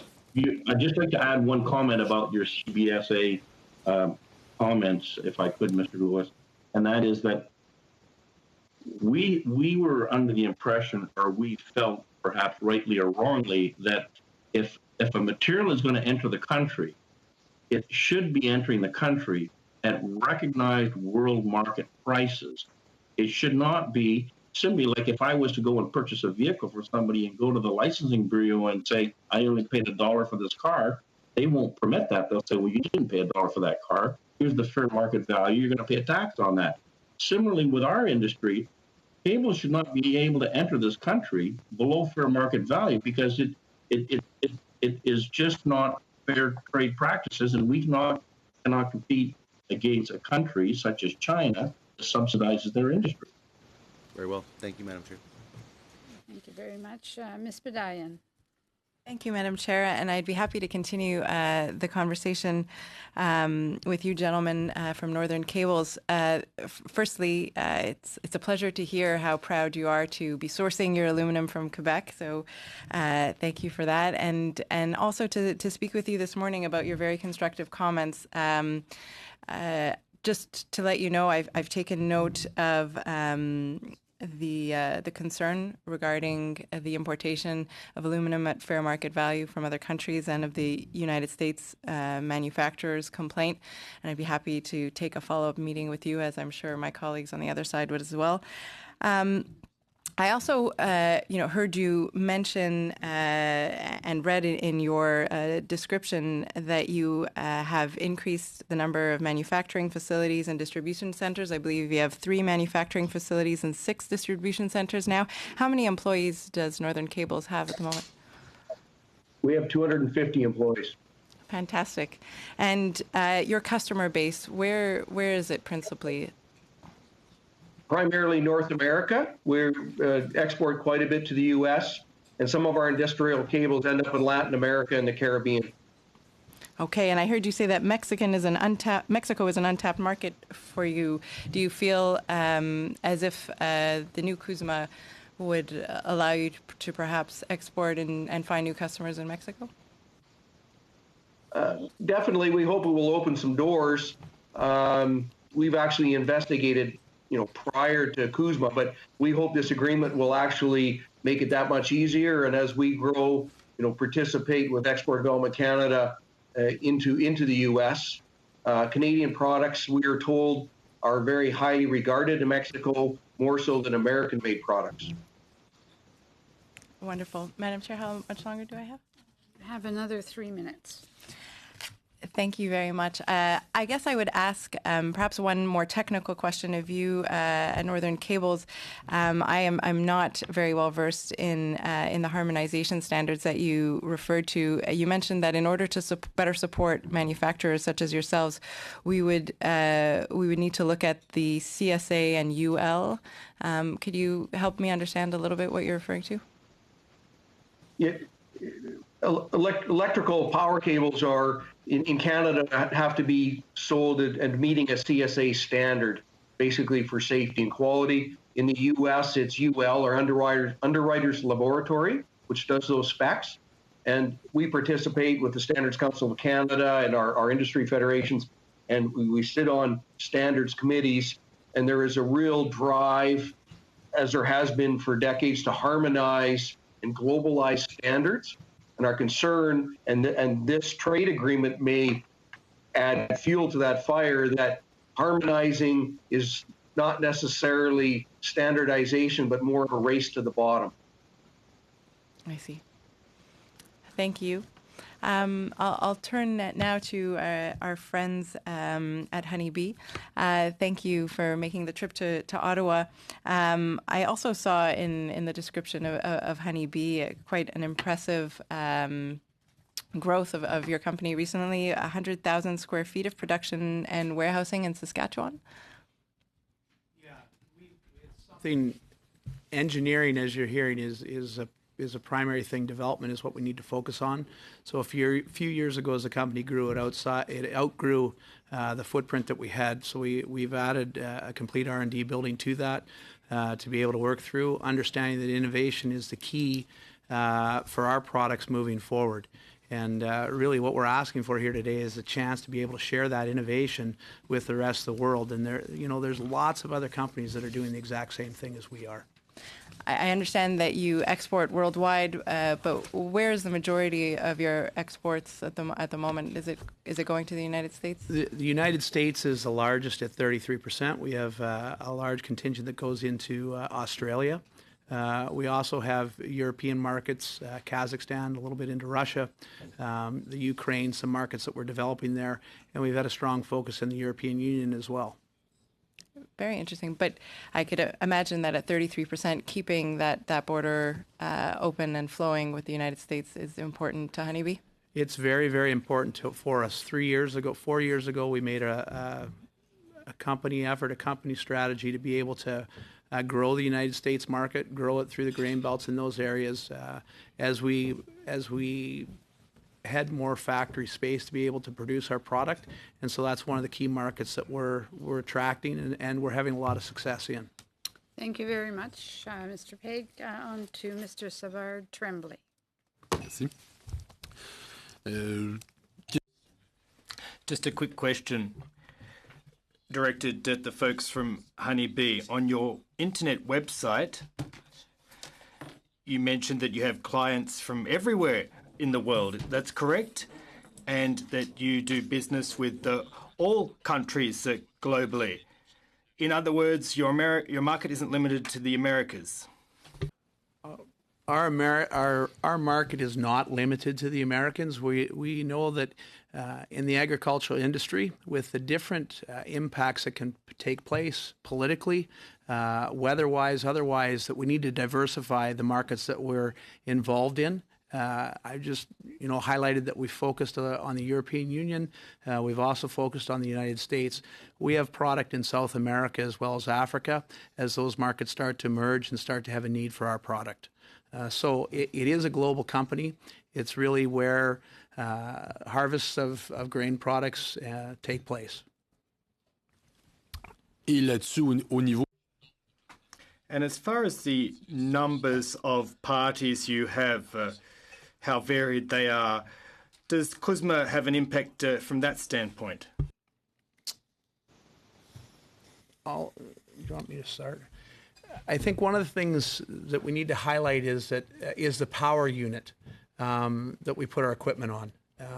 A majority of the combines that are built are manufactured out of the United States, or manufactured out of the U.S. and then transported to different parts of the world. So that is critically important to the development of our headers and how we do that going forward, which is why, again, we highlight the importance and the significance of the law that we're talking about. I think from there are other countries that do it. There is a lot of freedom today that we see with some of the other countries that we work with.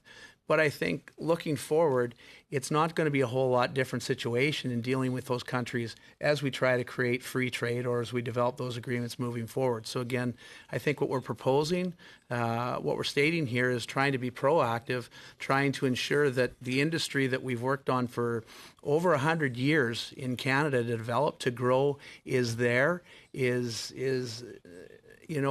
thriving in the economy that we have, and is an opportunity for Canada to grow, and that's what we're looking for here. I would add to that. Okay, please go ahead. I would add to that when it comes to the harvest equipment that we manufacture, the two main players in the world on that are both Canadian companies, ourselves and MacDon in Manitoba. Okay, thank you very much. Mr. Blakey. Thank you very much. Sorry, I was just kind of listening, and the time snuck up on me. But the question that I had for you, I know you referenced in your earlier remarks that the negative consequences for industry would follow rather quickly. I'm just trying to understand exactly why that is and how that works. If it's just that the turnover of equipment is just that frequent and essential to the operation of the industry, or how does that work, and why would those consequences be felt in a matter of months as opposed to a matter of years? The issue boils down to technical evolution. So we're moving away from simple and robust means of interconnection and without adding significant functionality, adding a lot of technical complexity. it's clear in the same way that Apple has unique ways of locking out third-party participation on their platforms, that the OEM equipment manufacturers are going down the same road.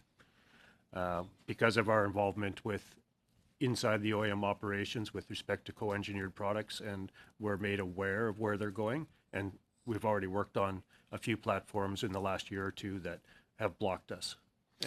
And is it that working with one particular company, like you just can't actually get the equipment to do the applications you need, or is it that it just becomes really expensive to use the additional components from the same company? In the case of a simple windrower, like a swather, where you're just cutting the crop and laying it down, it's pretty straightforward to reverse engineer a parallel system or design a parallel system.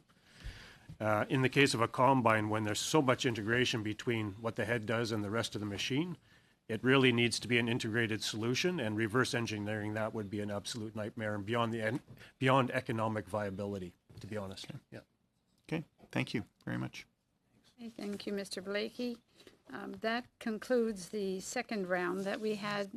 Does anyone have any pressing questions that they still want to get asked? We have a few minutes. Madam Chair, we have until 6:30 on the schedule, so can we just keep asking questions for a few minutes at least? That was the point. Okay, perfect. So from the Conservative Party, I'm guessing that Mr. Cram wants to have Yes, okay, very good. So Mr. Pegg and Mr. Smith, thank you so much for coming here all the way from Frontier, Saskatchewan. So what do you need from lawmakers to be able to have your business continue successfully? Scott, go ahead. I think, from my desk as the engineering guy that's responsible for making those adaptations, I don't want to go to jail doing it. So for peace of mind, at the minimum, is the inclusion of the exemptions that our American counterparts enjoy, bringing that to our legislation on copyright. But I think in a major way, this is substantially a shortcoming to what's required very soon. The digital infusion into the agricultural sector for the purpose of digital locks and keys and lockout, which is basically technology tethering that we're seeing across a wide range of products outside of ag, everywhere, consumer, everything, in order to control the value chain, is intentional and explicit in preventing short line agricultural manufacturers, mining equipment manufacturers, construction and forestry manufacturers from participating on OEM platforms. If that's allowed to proceed, then we are facing a much more serious thing where you have the choice of a single brand or a single color, and you're not allowed to deviate from that, and all of those are made in the States, and the Canadian side of it goes away. And are you aware of any precedents with add-ons to in the auto sector? Like I'm thinking things like remote car starters or car security alarms or that sort of thing. Are those industries running into the same problems as you are? Yes and no. The interoperability aspect with automotive aftermarket is quite a bit different because we're not asking to operate our stereo system from the seat controls or some weird thing or whatever to make stuff do the feature we want. We're asking for the same functionality, but access to the systems required to achieve that. And like I said, today we have that. You get in, you put your hand on the stick, you push the buttons. Our head does what it's supposed to do, even though it's on a different brand of combine. Going forward with the digital systems, they're taking that away, and pushing that button sends an encrypted and digital signal down that expects to see a control box and computer on our header that it knows the language and knows the encryption keys and allows us to operate. We're already seeing in the equipment side where if you have a bucket on an excavator and it's on, say, a Cat and you have a Kubota and you want to move it from one to the other, where there's an RFID tag on that dumb piece of steel with no hydraulics, no electrical, nothing. But if you take that Kubota one and put it on a Cat, the Cat doesn't see the RFID tag he wants to see, and he says, I'm not running my equipment here today. Okay. And you said that you mentioned the Competition Act earlier in your presentation. What were the shortcomings of the Competition Act that did not meet your needs? The shortcoming is that there was a lack of possibility, as I understood it. Again, we're not into the details of the investigation that they made. We fed the information and our concerns in. But it was expressed to us that there was a lack of legislation in support of solving this problem today. on the legislative books of Canada. So we are working with ISED and the copyright team on the review of the Copyright Act and the things that they can do there. Their indication is that's a process that's very long and maybe 10 years out, and that's not going to work for us. Okay, I'll leave it at that. Thank you, Madam Chair. Can I add to that, Michael? Yeah, please Mr. go ahead, Chairman, sir. please. You know, I think it's really, really important that we understand that, you know, when we talked about that, because a competition question has been brought up, they recognize that there's a problem there. They recognize that not only are we going to have a problem, all these other short line industry people are going to have a problem as well. And what they're saying is, we don't have anything to stick it with. And that's what we're looking for. And this opportunity came to present to this group here, present on an act that, you know, we've reopened again. And there's, you know what, this is our opportunity to be pro-Canadian in it, to really watch for an industry that's been really, really strong for it. And that's the message that we want to bring. And you know, I'll repeat it over and over again. It's just critically important, not only for Honeybee. There's others that don't see this yet, but they're going to see it very, very soon. And we want to be on top of that. Mr. Hoback. Again, to Honeybee. A few years back, I know when David Anderson was your MP, he was talking about labor issues you were having in Frontier and how there was farmers in Montana that would love to come across the border and work for you, but there was the issue of getting them across the border.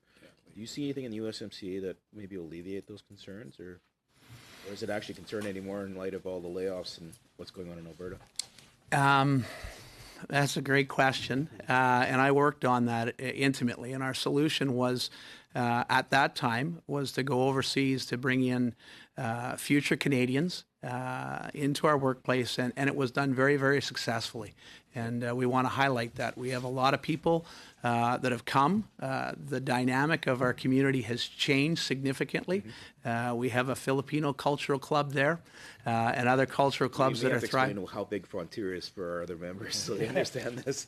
It's you know, it's the best way to describe how big Frontier is the example we use. The nearest stoplight, the nearest Tim Hortons, the nearest Starbucks or McDonald's is 160 kilometers away, so that we have some recognition of that.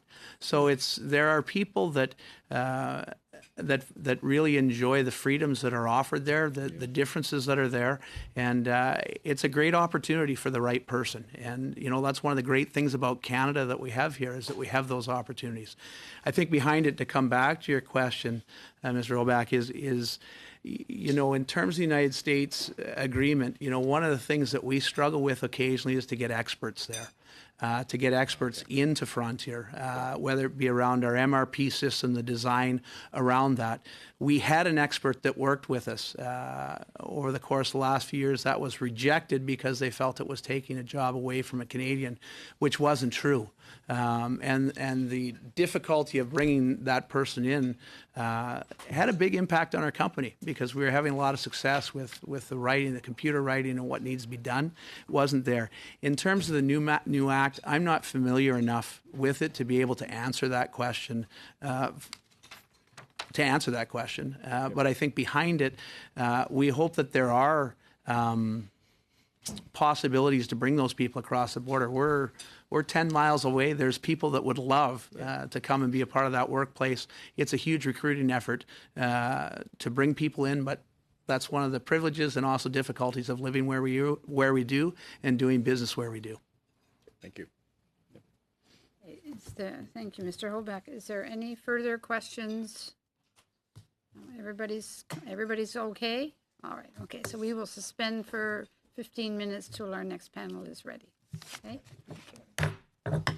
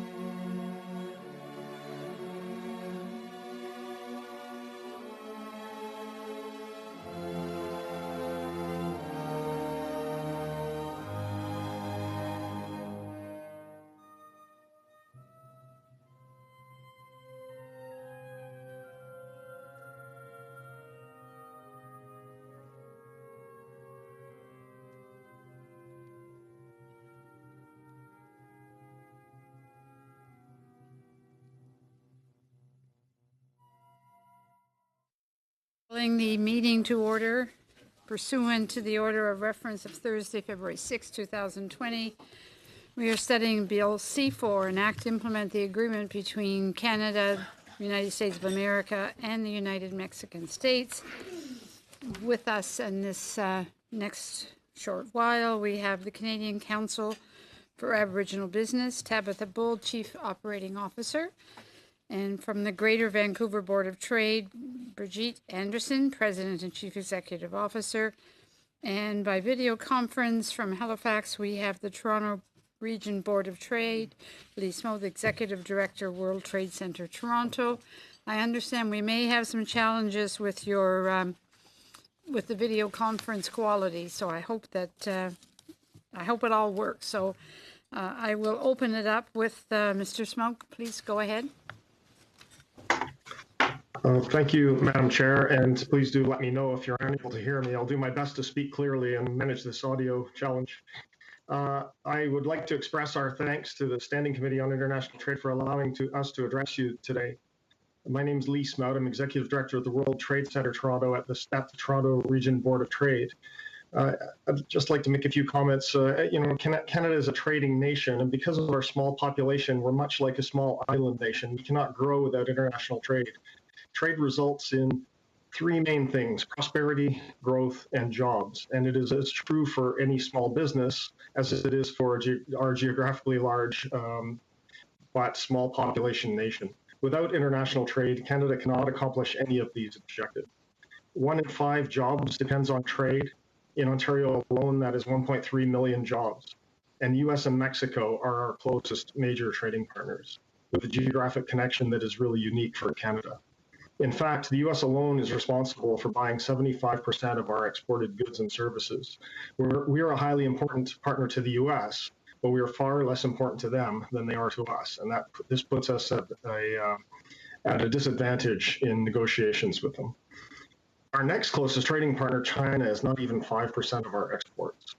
The World Trade Center, trade services arm of the Toronto Region Board of Trade, has 2 mandates: grow Canadian businesses through international trade, and help Canadian businesses diversify their markets away from the US. But both mandates are a long game. Our Trade Accelerator program, TAP, helps SMEs from coast to coast develop their export plans and connects them to all of the resources that can help them trade, including Trade Commissioner Services, Export Development Canada, and Business Development Canada, as well as private sector experts in legal, tax, process, finance, etc. An example is Core LED. They're a company that came through our very first TAP program back in 2015. They were happily doing $3 million worth of business in retrofitting places with LED lighting, and they really didn't see the need to grow their business because they had enough sales, but they really didn't see how they had the capacity to operate at larger numbers. And through TAP, they met RBC and BDC, who were able to help fund the growth of their production capacity. So, not having thought at all of international trade and in fact able to service their sales domestically, they decided that since they now had capacity, they would take a look south of the border. They found 2 large $5 million contracts. One was retrofitting a military base, the kinds of things they'd never even thought of. They were helping companies in their parking lots up to that point. When they came to talk to us a year and a half after the TAP program, they said that taking a look at international trade had changed the view of their business. A year later, from being a $3 million revenue company, they were going to do $12 million that year. And they expected to do $20 million the following year because they decided they would look further afield than the US, and then $50 million eventually. So international trade, and including starting in the US, has completely changed the path of that business. And without our free trade agreements, they would not have had the competitive advantage that they had in the United States. Although TAP companies focus a much improved 70% of their efforts into markets other than the US, and we will shortly graduate our 1,000th company, this can only make a small dent in our dependence upon the US. The Board of Trade has over 13,000 business members, and our community tells us that they need CUSMA in place. We need it ratified by Canada as has already happened in Mexico and the US. It is our understanding that the business community feels it has been consulted to a degree that's unparalleled in free trade negotiations. In developing the details, our voices have been heard. Although our sense is that the new agreement may not be as favorable to Canada as NAFTA, we nonetheless think it is a much better situation than living with the truly destructive results of a lapsed NAFTA agreement. And we also worry about current U.S. political volatility. So we're hopeful and we respectfully request that all political parties see the value and necessity of ratifying CUSMA as soon as it can be accomplished. In our own efforts to continue to break down barriers for businesses of all sizes, we submitted a proposal to the Department of Finance for the unilateral elimination of 101 low-yield tariffs that can save businesses $773 million in duty and compliance costs every year in two priority sectors, manufacturing and clean tech. And the real cost is compliance. It's not the tariffs. The tariffs are not netting a great deal of money to the government, but the compliance is costing the companies significantly.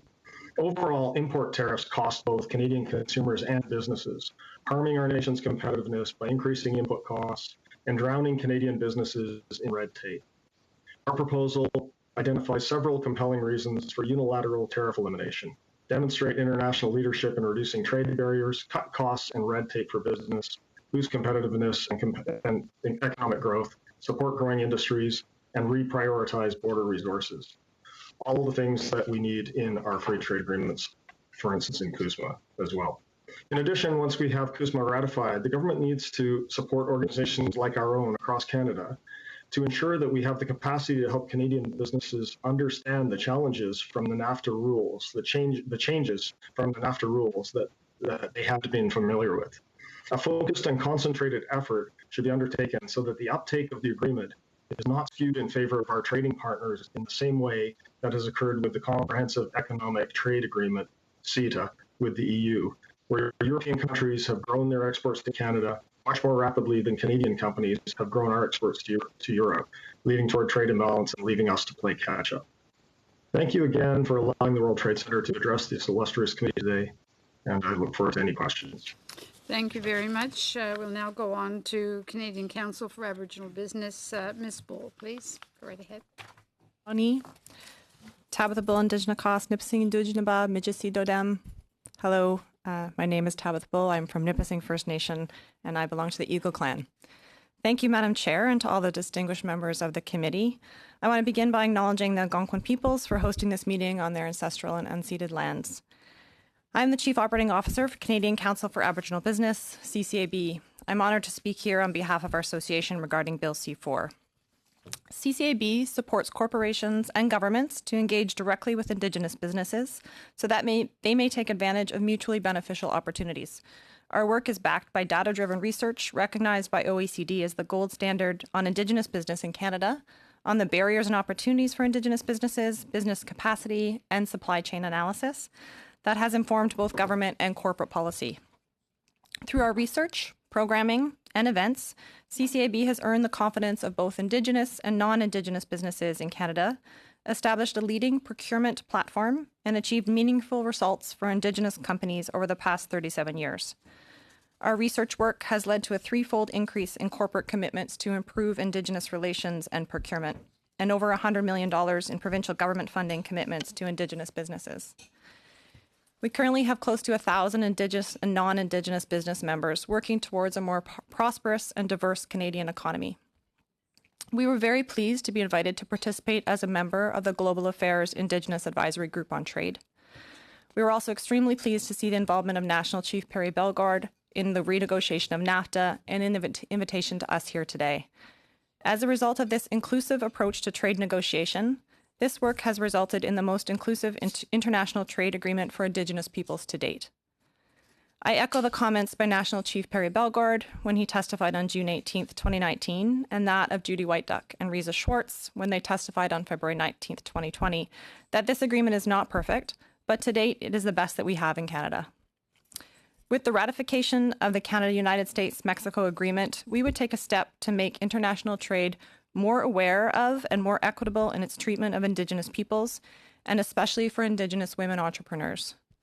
The Aboriginal trade interest is not presumed, but instead strongly asserted through the positive economic trends that have been observed by the CCAB within the Aboriginal private economy. In 2016, Aboriginal peoples contribute over $30 billion to Canada's GDP, $12 billion of which was generated by Aboriginal businesses. Through trade agreements and treaties, the Canadian Council of Aboriginal Business finds immense value in promoting and supporting the distinct demand of the Aboriginal private economy to facilitate and substantiate economic growth. By reducing barriers to and creating fair, equitable, and inclusive trade conditions, the Aboriginal private economy will be provided with equal footing to Canadian and North American business and service providers through trade exclusions, intellectual property, and provisions by expanding labor mobility policies to honor the unique barriers and operations of Aboriginal service providers and enterprises. By leveling the economic playing field through targeted trade policies, Aboriginal enterprises and service providers can benefit from increased market access, procurement, and investment opportunities. Importantly for the CCAB, we believe that with specific preferences to carve out procurement benefits and other opportunities for Indigenous businesses and service providers, there is also a promise of future cooperation to enhance Indigenous businesses. Procurement is of interest for the CCAB as our research has found that Indigenous businesses can supply 24.2% of the goods and services purchased by the federal government annually. We appreciate that the Government of Canada has committed through the mandate letter to the Minister of Public Services and Procurement Canada to have at least 5% of federal contracts awarded to businesses managed and led by Indigenous peoples. This target is achievable, and the CCAB is wanting and willing to work with the Government of Canada to meet and exceed this target. CCAB believes that trade within the United States is directly tied to the future economic success for Aboriginal business, and hence directly tied to the prosperity of Indigenous peoples across Canada. Our research with Global Affairs Canada showed that Indigenous businesses are twice as likely as non-Indigenous businesses to export. 24% of Indigenous companies export today, which means over 13,000 Indigenous firms are exporting. And Indigenous women are more likely to export than men.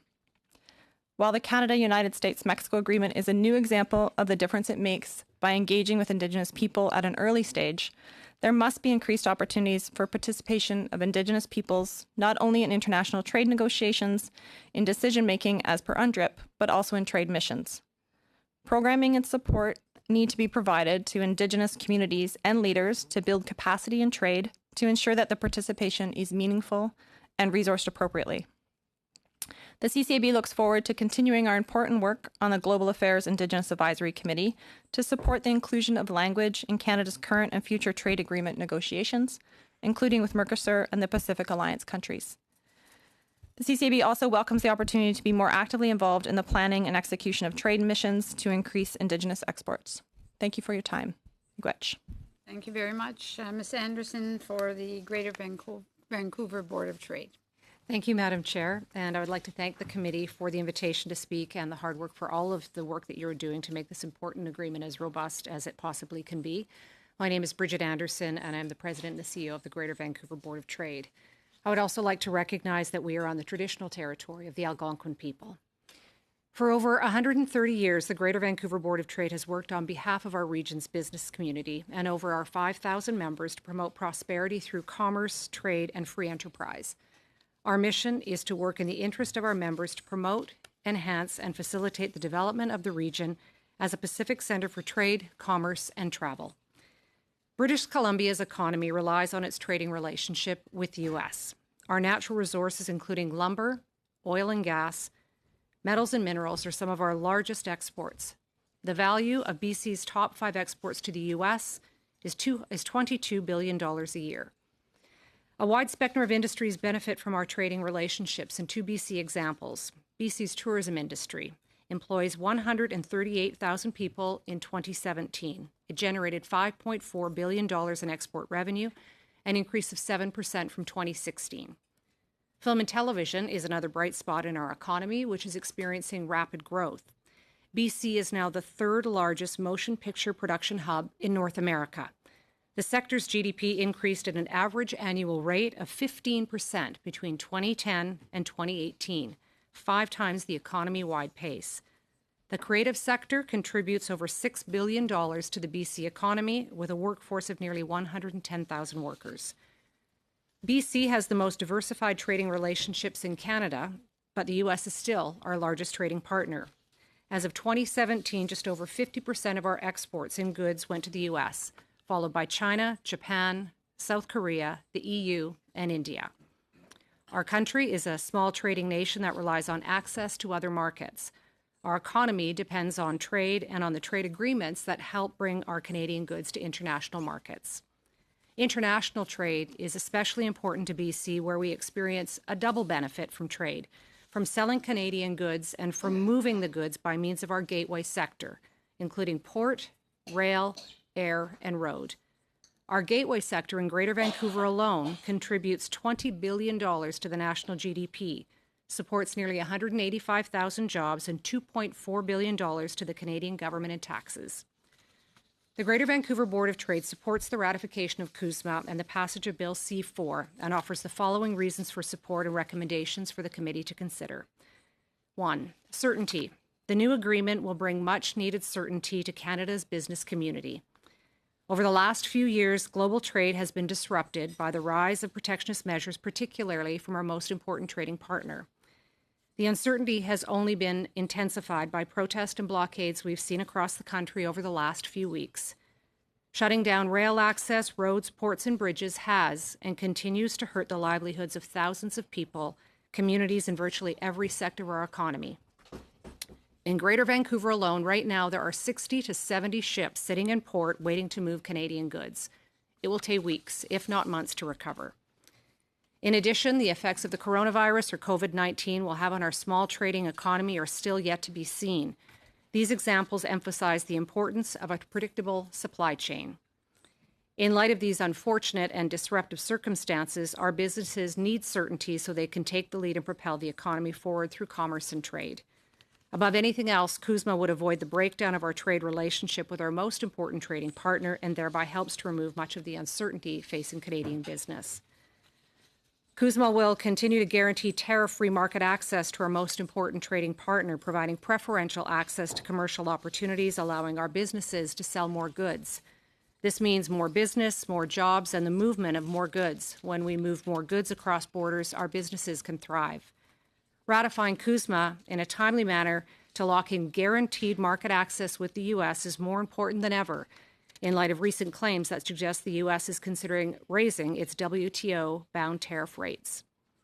If implemented properly, CUSMA will unlock vast potential for Greater Vancouver and Canadian businesses to compete effectively for jobs. But these benefits can only be achieved if there is a similar amount of attention paid to non-tariff-related trade barriers.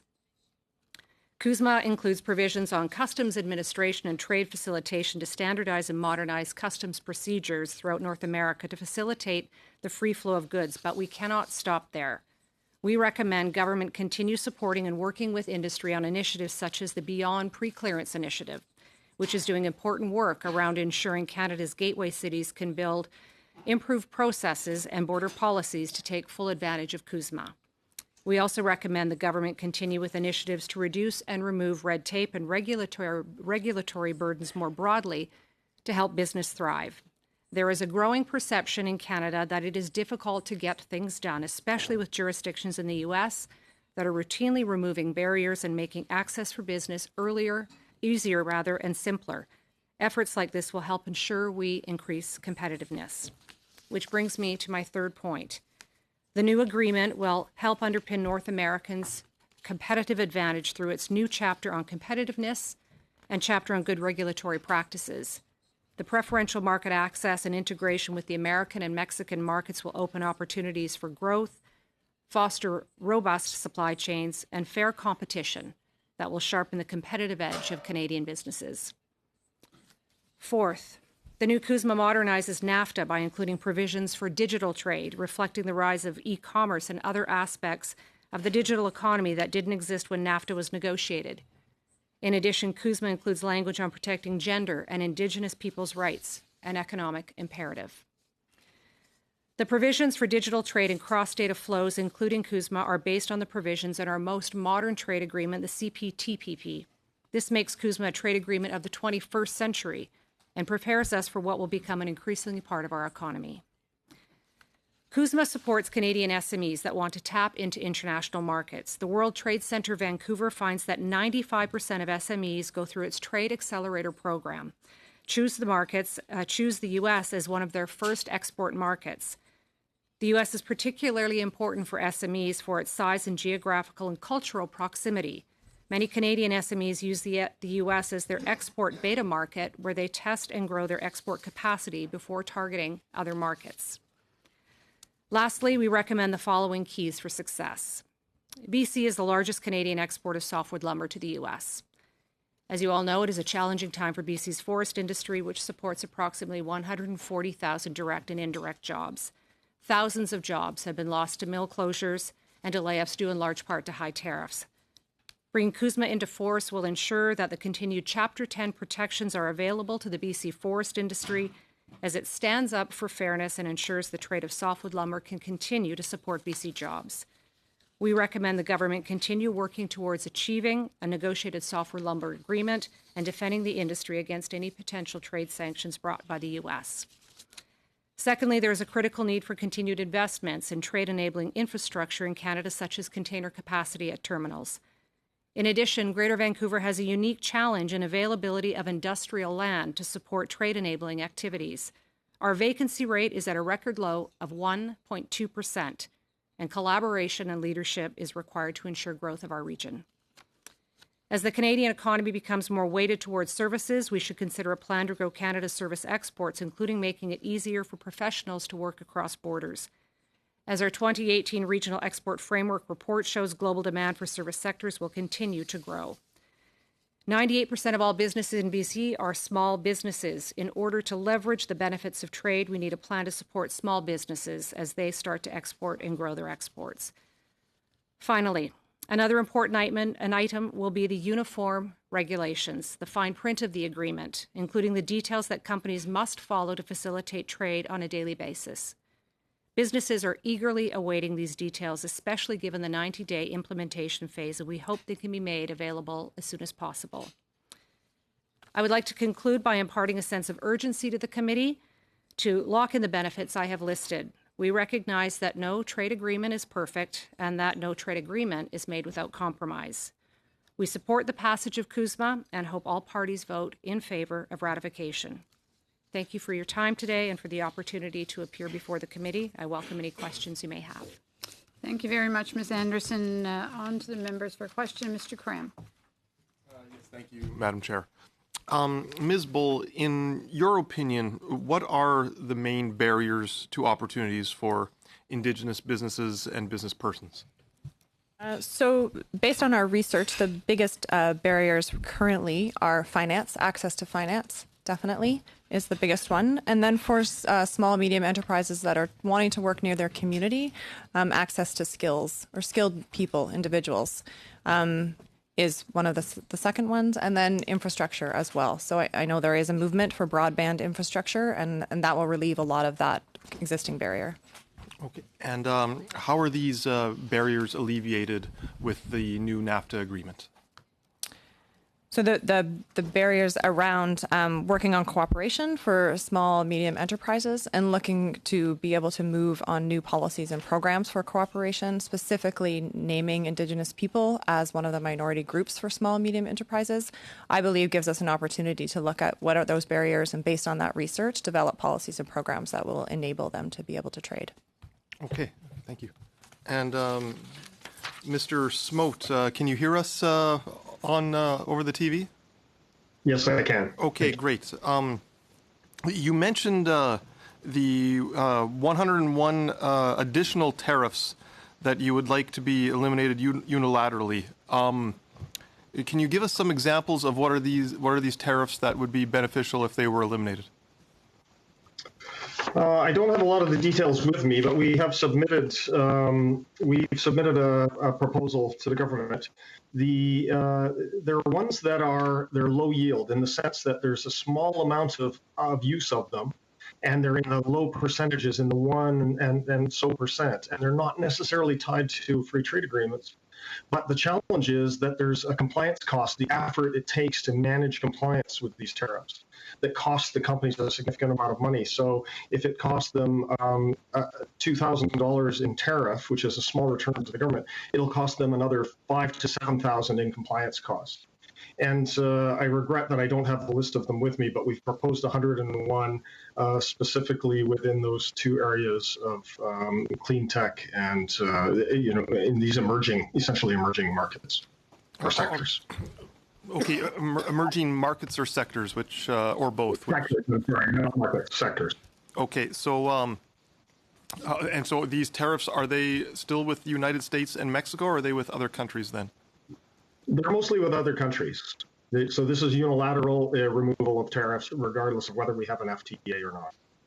Okay, and off the top of your head, do you know which countries those are? Or? Sorry, I really apologize. I don't off the top of my head, but I can tell you that it's not CETA, CPTPP, or CPTPP, sorry, or NAFTA countries. Okay, it looks like we can. Other countries. All right, we will cross those bridges when we get to free trade agreements with those other countries, I guess. Then. Okay. Well, I think our point is not wait for a free trade agreement on these ones that don't yield enough to the government, but cost our companies a lot if they're exporting to Africa, for instance, to the Middle East and so on. Okay, fair point. All right, Madam Chair, I'll leave it at that. Okay, thank you. Mr. Sarai. Thank you to all of you that came. I want to particularly thank Ms. Anderson from British Columbia, our Greater Vancouver Board of Trade President and CEO.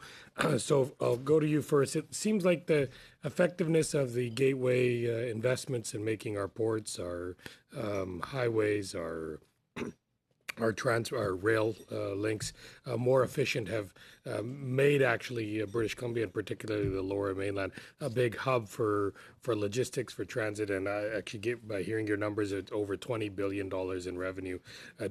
Do you think that there is more opportunities with free trade, that not only just the bilateral between the U.S. and Canada, but because it's become a hub for export or import to Asia Pacific, that we can even do more? And if so, how can this agreement help us even do more? Absolutely. You know, you look at Vancouver, the Port of Vancouver, or the Western ports, if you look at the Port of Vancouver and the Port of Prince Rupert, exported $55 billion worth of goods in 2018. The numbers continue to go up. And so having this trade agreement in place allows us to allow certainty, as I mentioned, which is really important, access to markets. And so certainly, while we are the gateway for the Asia Pacific, and that is an important trading partner, the U.S. remains our most important trading partner, and the certainty for movement of goods is very important through the port, for sure. And how is the film industry in Surrey Centre? We have a large Netflix studio, Sundance Studio, that employs over 300 people. So it's been absolutely true, as you have said, one of the largest sectors and a growing sector and a high-paid sector. How does this trade certainty help that huge sector of our growing economy expand by this new CUSMA?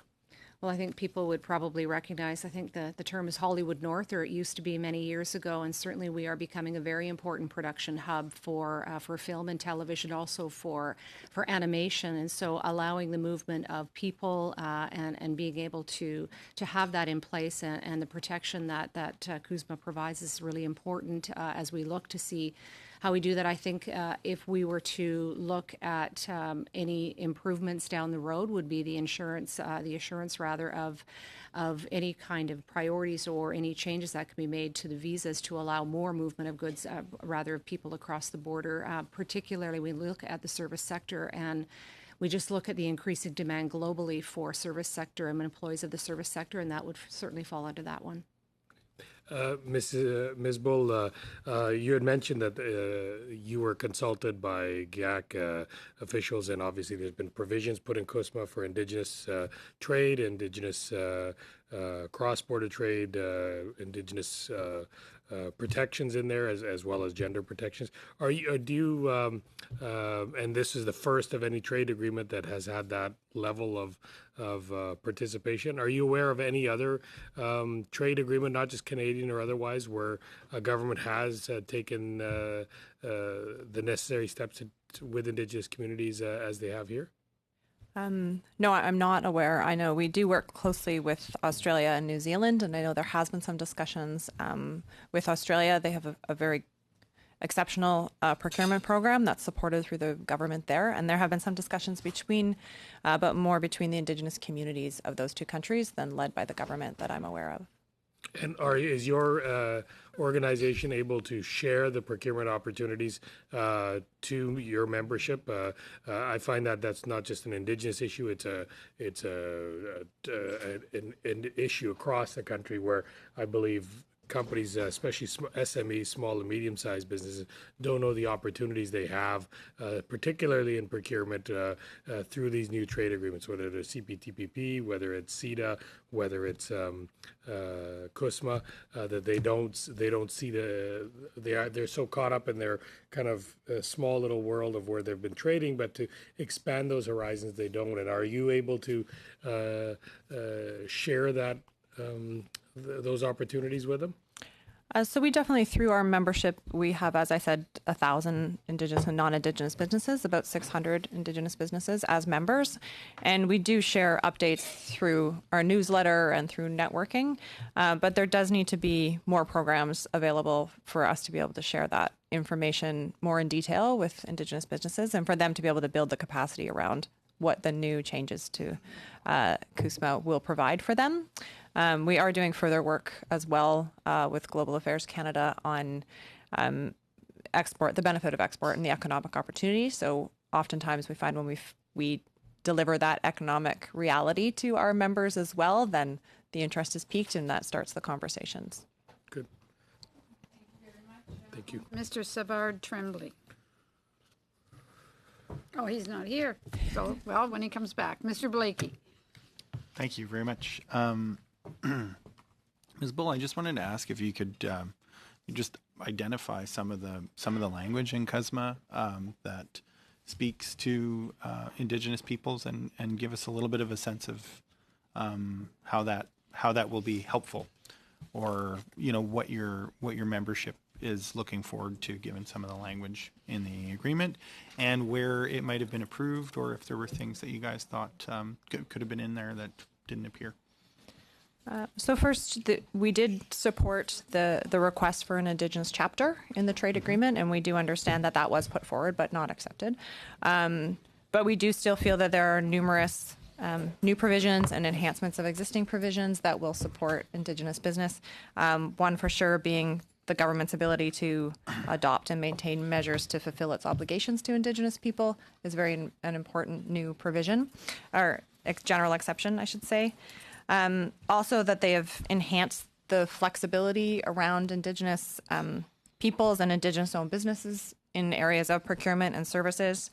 And then I think specifically that they have really recognized Indigenous businesses as an area needed to be able to have flexible policies and cooperation to develop support programs specifically for those businesses. Because there is a lot of research out there as to what we can do to ensure that we can continue to grow the existing businesses that exist. How do we ensure that we can get them to other markets? And trade missions is definitely one of those ways that we can do that. Right. Are there any other things that you think government should be looking to do in order to support Indigenous people and being able to get the maximum benefit out of what's in the agreement? So I think in addition to us being able to look at where are the export opportunities, so if there's 54,000 Indigenous businesses in Canada. We have done some studies with Global Affairs at what sectors those businesses are in and where is the export opportunity. So we're really looking at the opportunity for trade missions to look exactly in our neighboring countries to say where is there a need for that specific sector and how do we get those Indigenous businesses to those sectors. Right on. Thank you very much. Thank you. Ms. Anderson, I'm just curious if within your membership of the Vancouver Board of Trade, if you're aware of any members who filed under Chapter 11 of the original NAFTA, or brought a successful suit through Chapter 11? Unfortunately, I'm not aware. I've been in the role for 3 months, so still a little bit early on, but no, I'm not aware. I mean, I can look into that information and get back to you on that. Thank you very much. And to our witness from the Toronto Board of Trade, same question. Are you aware of any members who ever filed under Chapter 11 against either the United States or Mexico, and whether or not they were successful? I regret I am not able to answer that. I'm sorry, I don't have that information. Okay. Is it something you might follow up with if later in writing to the committee? Absolutely, we'd be happy to do that, yes. Right on. Thank you very much. Thank you. Mr. Savard Tremblay. Alors, merci. Thank you to all the witnesses here, either in person or by video conference. Thank you for being with us. My first question is directed at Ms. Anderson. You mentioned to the softwood lumber sector, you said that there was some protection under CUSMA, and I didn't think that there was any protection. I thought that softwood lumber was completely left off the bargaining table. As we're aware, there have been recurring crises over the years, and the American stratagem has always been to set punitive tariffs, even though the courts did not find in favour of the United States. The time that the punitive tariffs were in effect led to the bankruptcy and failure of the sector across the board. There was 325 days under the NAFTA Accord to have that looked at once again, and we know that things were done in a back-to-front way. The United States sort of dilly-dallied before appointing arbiters. That was their backdoor way of proceeding. Is there a way under CUSMA of providing a better framework to protect against that kind of thing? And that way, when it comes to softwood lumber, at least, we'd be on the right wicket. Well, to answer your question, I think from the British Columbia forest industry perspective, as I mentioned, it has been an incredibly challenging time, and we have thousands of people out of work. So there is no question that we encourage the government to continue to work towards achieving a negotiated softwood lumber agreement.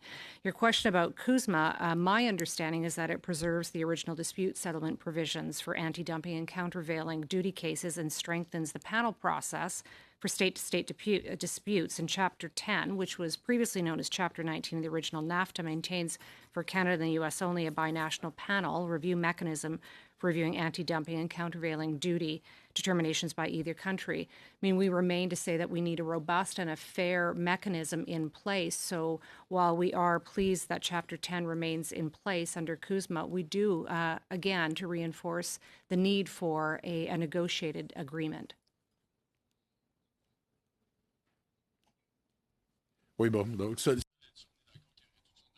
Well, we agree that there are a number of practices that could have been stipulated under CUSMA to, once again, avoid this kind of thing going on. The devil is in the details, as we say, as far as what is in CUSMA, but what's not in CUSMA is perhaps the root cause of these problems. Well, again, I think I would say that I encourage the government to find a negotiated settlement for the softwood lumber dispute, and no better than many others across Canada. We look what's happening in British Columbia, and definitely we're looking at around 4,000 jobs that have been lost in mill closures due in large part to high tariffs. So British Columbia definitely would like to see an agreement and see certainty in place on this. Nous avons connu ça également au Québec. We've also experienced that in the softwood lumber industry in Quebec, so we are sympathetic. Now, I have a question for you, gentlemen. You said that that CUSMA would strengthen trade competitiveness. Now, I sort of delved into the issue of competitiveness, and one thing that struck me is that it doesn't necessarily mean the same thing, whether it be exports, whether it be other phenomena. It seems to be kind of the buzzword, and I'm wondering in what specific sense you used that word competitiveness. And we still haven't got our hands on economic studies, so what were your sources, and would you be able to share your sources with us? Because I'm sure that would be helpful to the committee. Well, we're our sources are our experience with working with thousands of SMEs in the Toronto region and across Canada, and with our the members of the Board of Trade in Toronto, and the sense that they have that again. I don't want to say that CUSMA is the perfect agreement that's going to solve all problems. It is different from NAFTA, and we're going to have to manage through that. I think what we're suggesting is that it was probably the best thing that could be negotiated during this time, and that having a lapsed NAFTA agreement would be much worse than entering into this CUSMA agreement. With respect to competitiveness, again, we're talking at our business at the World Trade Center is related to small and medium-sized enterprises and how we can support them in a number of ways in their capacity to trade internationally, and first of all, encouraging them to be interested in trading, because Canadian businesses need to be encouraged quite often to trade, and then developing their capacity and creating an export plan with them, and then it's in connecting them in markets. And the only reason you would do any of those three things is if you think their business has a value proposition. And the value proposition, ideally coming out of Canada, is not price. It tends to be quality and being able to internationally are known as folks that are good to work with. So people that you can trust to do business with. So when I speak about competitiveness into the U.S., it does bring back a bit of a price angle, because they're able to produce similar types of products as us, and when we go there, we need to have some price advantage, and certainly the value of our dollar can help us there, and have and tariff elimination is a critical piece of it. Okay, thank you very much. On to Mr. Lewis. Madam Chair, thank you to all the witnesses for coming tonight as well. For Ms. Bull, I am reading a article back from 2018, CBC article, and it reads, "In the end, the USMCA emerged without an Indigenous chapter, but its ideals were, quote, woven throughout the fabric of the final deal, according to the Prime Minister." It also goes on to read, to note that UNDRIP is not mentioned in the final deal. Do you agree with that statement? I do agree that there are definite provisions throughout the CUSMA that really do reflect Indigenous peoples, and although it does not meet UNDRIP, it does speak to the participation of Indigenous people in negotiations, and I think in arriving at where we are on CUSMA is a good step towards including Indigenous people in the discussion of negotiation. We always have more discussion to be had and more negotiations to be had, but I do believe that this is a really great first step. Great. Okay, thank you. And can you explain to me, what are some of the challenges to the Indigenous businesses in Canada with regard to their trade to the U.S.? Are there any challenges that you face? I think mostly it's really access to capital and being able to grow the business from the initial perspective. So we do have some very large businesses that are doing great work, but a lot of businesses are small to medium enterprises, and being able to access the capital and financing to go to that next tier of business to be able to export has been a barrier to some. And then I would say as well, we do have a lot of businesses that are direct to consumer. So as I said before, broadband and infrastructure definitely for on-reserve businesses is a definite barrier for them to be able to export. Fair statement. I can appreciate that. I would imagine a lot of the export would be textiles, clothing and textiles. There is, but we do see significant amounts in IT, actually. Oh, so, really? yeah, there is some real growth in IT, and we just did a recent report on agriculture as well. So there is an existing growth in the sector of agriculture. Great, thank you. Final question, Madam Chair. You mentioned in your opening statement, was it 24% of Indigenous companies export? Is that to the tune of 30,000? 13,000. 13,000. Yes. Still a very remarkable number, in my opinion. That's very neat. Yeah, so that statement, that research we did with Global Affairs Canada, and it showed that it's twice as much as non-Indigenous businesses. Wow, that's very interesting. That being said, so these small businesses will be affected by slower processing times at the border if the CBSA is not ready to implement this new agreement. What's the potential impact on the CCAB and the people it represents if this is indeed the case? So we have not yet done an economic assessment on export. That is work that we are looking towards doing, specific on we know we have the numbers of businesses that are exporting and the sectors that they're exporting in, but we have not yet done an economic assessment. I think internally in Canada, we have some areas of growth as well for procurement, specifically federal government procurement from Indigenous business. So I think there's other areas that we can be working on. But I don't have an answer on the economic impact. Thank you very much for the answers. Thank you, Madam Chair. Mr. Raya. Ms. Bull, I can certainly attest to your statement that access to capital is one of the major barriers. Before joining politics, I was in a small high technology company focusing on exports, and I can tell you that the company survived only because of the personal financial strength of the founders. Otherwise, the company could not have grown, nor it could have survived. Another thing, many people don't know that bulk of the export, almost 2/3 of the exports from Canada are done by foreign-owned firms. I am not against foreign capital. I love foreign capital coming and investing in Canada. So bulk of the exports from Canada, 66 to 67% of the exports is from foreign-owned firms. However, Canada being just one of their branch offices, their major objective is to go after the North American market. They may not have so much interest in supplying or exporting to the other markets in other parts of the world, whether Asia Pacific or whether Europe. And the small businesses, right now only about 12% of small businesses are in exports. And even there, just around 5% of their sales are in exports. But access to capital is a different subject for a different time. Maybe when it comes to Export Development Canada or BDC, I think that's where we should take it.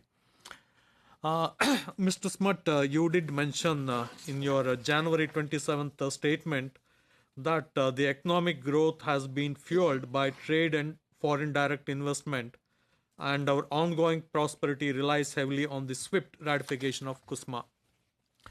As I mentioned earlier, yes, the foreign direct investment is very important because of their impact on the export. The North American market, our exports to United States through earlier NAFTA has been quite stagnant for the last, 10, 15 years. It has been hovering around $320 billion of exports and around $290 billion of import. And I got some numbers which shows that the importance of foreign direct investment for Canadian GDP. In fact, it says that we are tied up with the UK on the FDI to GDP ratio, which is quite significant. My only concern is that are we making policies that are more catering to the foreign direct investment, or should we have specific policies to encourage Canadian entrepreneurs, mostly Canadian small size firms, who can export outside of the North American markets? Yes, I mean, I agree with the statement you've made. FDI is an important aspect, and certainly most regional organizations, municipalities, and so on are looking to attract investment because it's one of the ways that they grow jobs and prosperity for their region. But I do also believe that the long-term health of our economy hinges on us tackling the growth of exports from our small and medium-sized enterprises. And my question is,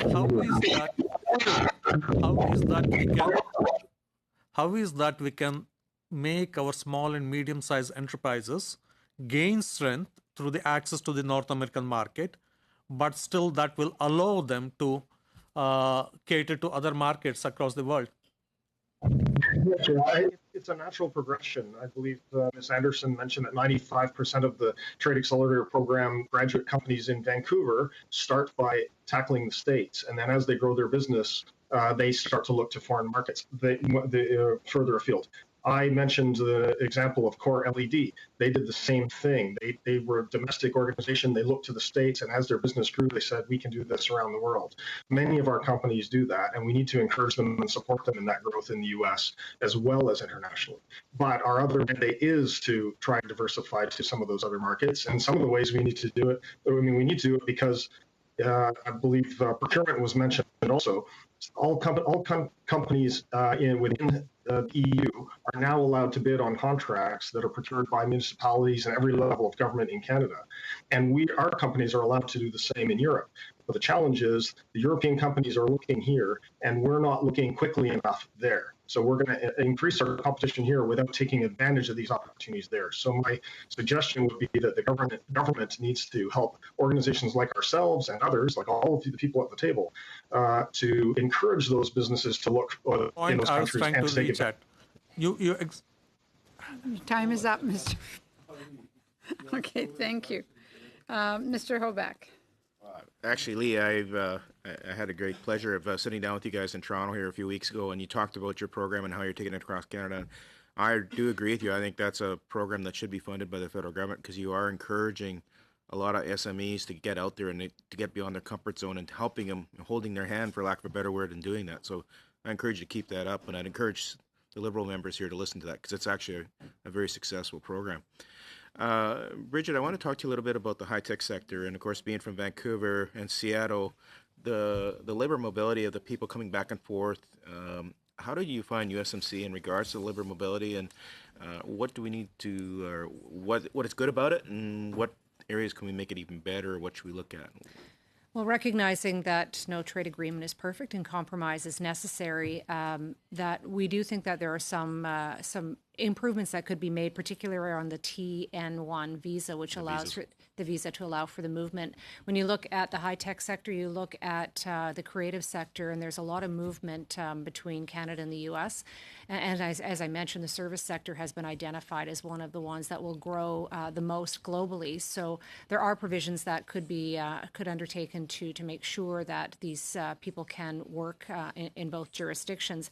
And if I could also point to a study that we did in 2018 called the Regional Export Framework, which identified key export markets for Greater Vancouver for businesses as well as Indigenous businesses. My friend here beside me may have been referring to this as well. And it did, despite the importance of Vancouver as the Asia-Pacific gateway, it identified the United States as the most important sector. But what's key to your question, I think, is that it was 4 key service areas, traded clusters that were really ripe for opportunity. One of them does include your question around high tech. It was professional services, travel and tourism, transportation, but also computer and information technology. So we see that there is a lot of opportunity here, and including for Indigenous businesses as well as businesses more broadly in Greater Vancouver. So given the opportunity here, there would be room to allow more for better movement, if you would.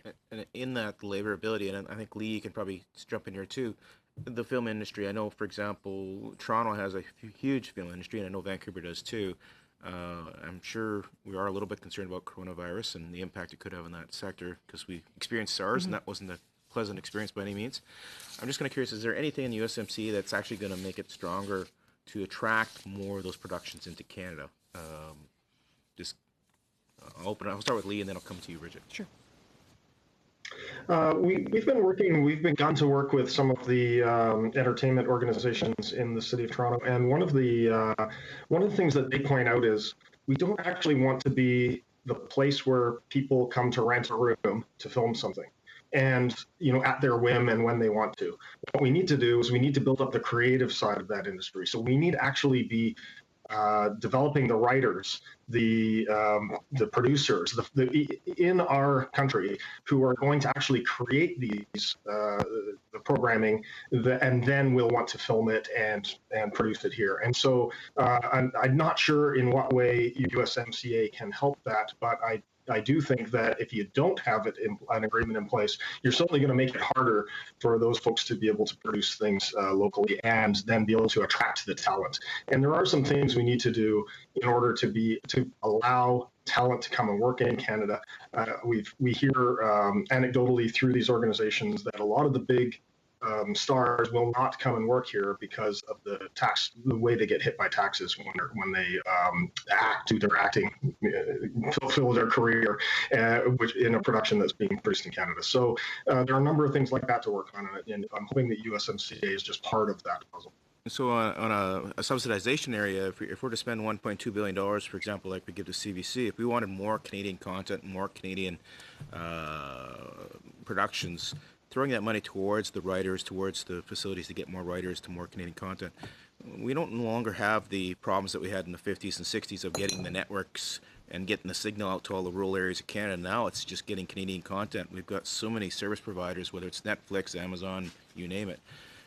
Is this where we need to maybe start to rechange and rejig our spending and to look at what really is more efficient, more effective?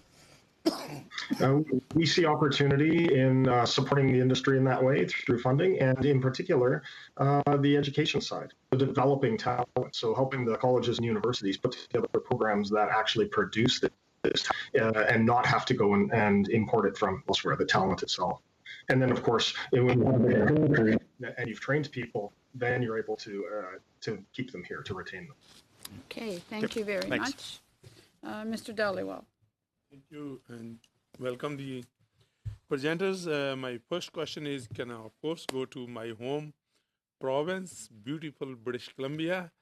Ms. Anderson, as you said, Vancouver is a Pacific gateway to trade, commerce, travel, all that comes.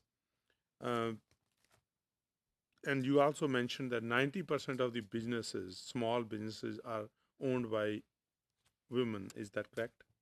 I did not mention that. I think that Oh, might no. have been Tabitha. I said that 98% of the businesses in British Columbia are small businesses, and they have five people or less. So how many of those, give and take, are owned by the women?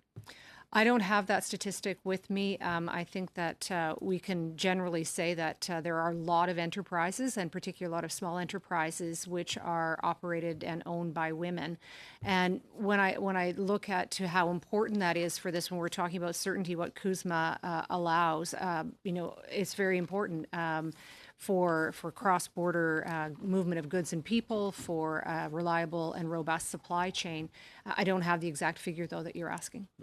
But this agreement, having the gender equality brought into this particular agreement will help women to grow when it comes to trade perspectives? Well, I think we can look at the kind of statistics that exist, and there's been lots and lots of studies done by many organizations, include McKinsey, that show the addition of women to the workforce, and by getting us to gender parity will add trillions of dollars to GDP globally. So very pleased to see that there is not only a gender lens, but also an Indigenous peoples lens to this, because both are economic comparatives. We're going to grow the economy when we have people fully participating in the economy, and that is about diversity and inclusion overall. My question goes to Ms. Bull, and particularly when it comes to, as Ms. Anderson mentioned about Indigenous people, and particularly Indigenous women, how would this agreement help them, and what kind of support you think the government should provide so as the women are able to participate and take the full advantage of CUSMA? So particularly Indigenous women. So we don't have specific stats on the Indigenous women that export, but in a number of our interviews, we did find that women export more than men. The women-owned businesses are exporting more than men, and being that Indigenous businesses export more than the average non-Indigenous business, we do see that that Indigenous women will stand to benefit more from this agreement. And agreeing with Bridget in that, because there is a lens both on Indigenous and on women, on a gender lens, there's a double opportunity for those women. I think currently we have seen some great support out of ISED for women entrepreneurs, and I think that needs to continue. But I would suggest that we look at funding, specifically set aside funding for Indigenous women entrepreneurs as well. Ms. Anderson, you mentioned BC lumber issues. They come time to time. And on this particular agreement, are you aware that Susan Jerkovich, the president of the BC Lumber Trade Council, supports this agreement? Yes, we actually had Susan Yurkovich from Kofi at one of our events not that long ago and was speaking in support of it, yes. So it will help the BC lumber industry once we sign this CUSMA? Yes, and I will go back to the comments that I made to the other committee member as well, to the minister, that we do need certainty, and so we would like to see a negotiated agreement. But we do recognize that there is a provision here in CUSMA that is important as well. Chapter 19? Chapter 10, yes. 10, the new one. That's right. I do have time? 5 seconds. 45 seconds. You talked about, we don't have enough space in Vancouver when it comes to industrial commercial space. I mean, come from Surrey, we do out the Campbell Heights up there, because this is a gateway for trade. How should we, as a region, should deal with this so as we are able to help the companies that do international trade? I highlighted the critical shortage of industrial land, which is unique to Vancouver, and I think it's going to take collaboration and partnership to be able to address this situation, really unlocking that land and ensuring there's growth in the region overall. We need leadership on this, and we need leadership really from all 3 levels of government on this. Thank you very much. On to Mr. Savard Tremblay.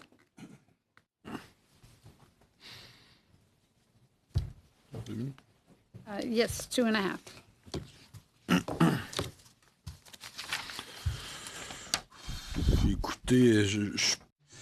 Well, listen, I don't think I need any further clarification, so I'll cede my speaking time. To date, everything's clear to my mind, so I'll leave it at that. Blakey? Yeah. I just wanted to come back, and I may be asking you to repeat yourself, in which case I do apologize, Ms. Anderson, but on the question of softwood lumber in this agreement, if you could just elucidate once more how you think, because my understanding was that this agreement doesn't really pertain to the softwood issue, so I'm just wondering if you could help explain what aspect of the new agreement you think does apply and how it might be useful to the Canadian softwood lumber industry. Sure. So my understanding is that it preserves the original dispute settlement provisions for anti-dumping and for countervailing duty cases and strengthens the panel process for the state-to-state disputes. So Chapter 10, which was previously known as Chapter 19 of the original NAFTA, maintains for the Canada and U.S. a binational panel review mechanism. So we were pleased to see that. But again, given that this is an ongoing issue and there's ongoing challenges, and not only in British Columbia but in Quebec, and Canada overall, the forest industry in Canada is an important economic generator. So we really do encourage to have a deal in place. So this is not a perfect deal, and we know that trade agreements are not perfect, and that compromise was required. So we are pleased to see that provision stays in place, but really do encourage the government to move ahead, governments to move ahead to find a negotiated settlement. So on softwood specifically, the hope is that the strengthening of the panel formation system might prove helpful. Is that fair to say? We would hope that it proves to be helpful, and looking at it as perhaps a temporary measure, but looking for a negotiated settlement as soon as possible for certainty, for sure. Okay, so we definitely need to go above and beyond the deal in order to... We would like to see a negotiated settlement. Okay, thank you. Very much. The only person I have indicated they wanted to speak was Mr. Sheehan. Well, that's a lot of pressure. Well, I mean, you don't have to accept it if you don't. If I was just very quickly then.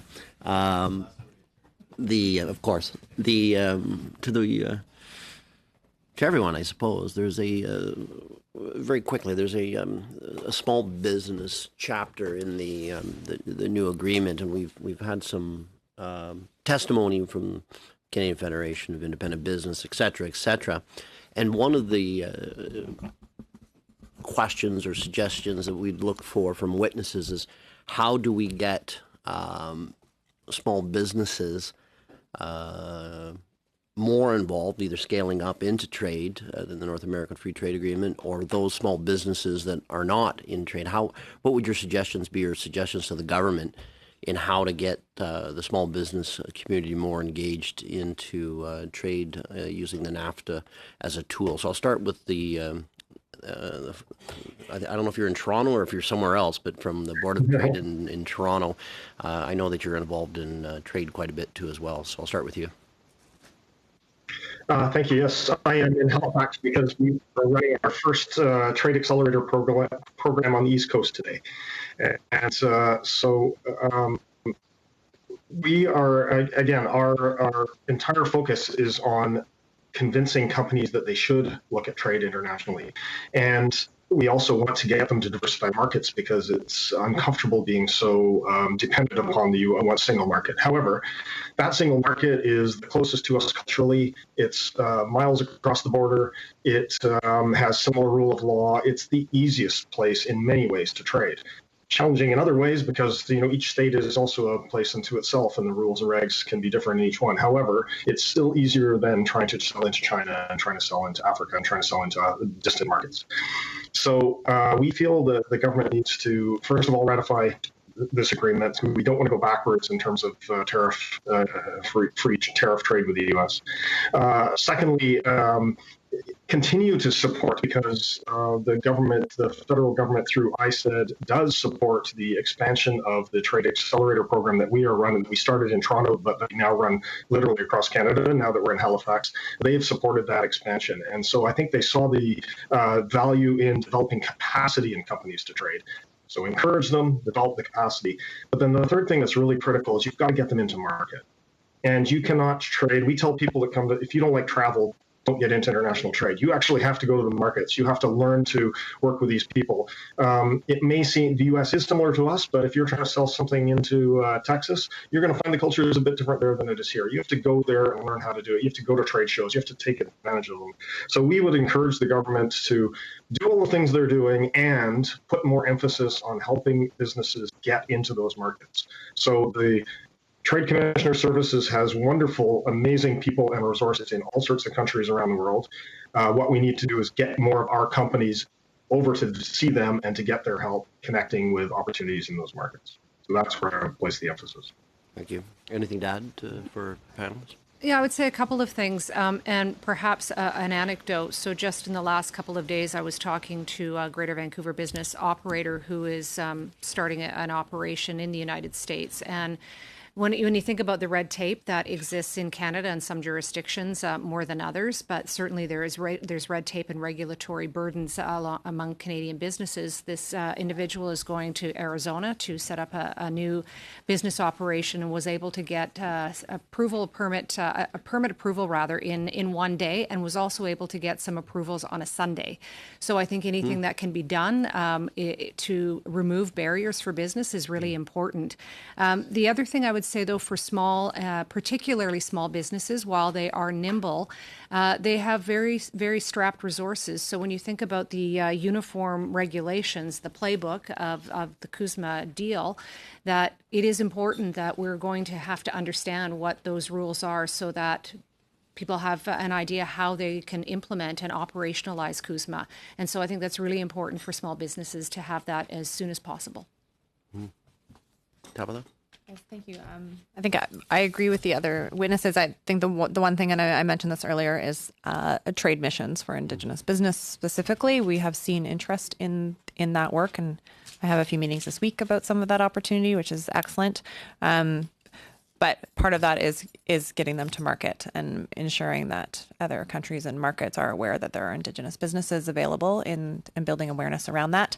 And then also, whatever programs are developed specifically for Indigenous businesses as allowed through the trade agreement need to be developed in coordination with Indigenous people and Indigenous business. So ensuring that we continue that engagement on the develop of program supports. Thank you. That was great. Back to you, Ms. Anderson.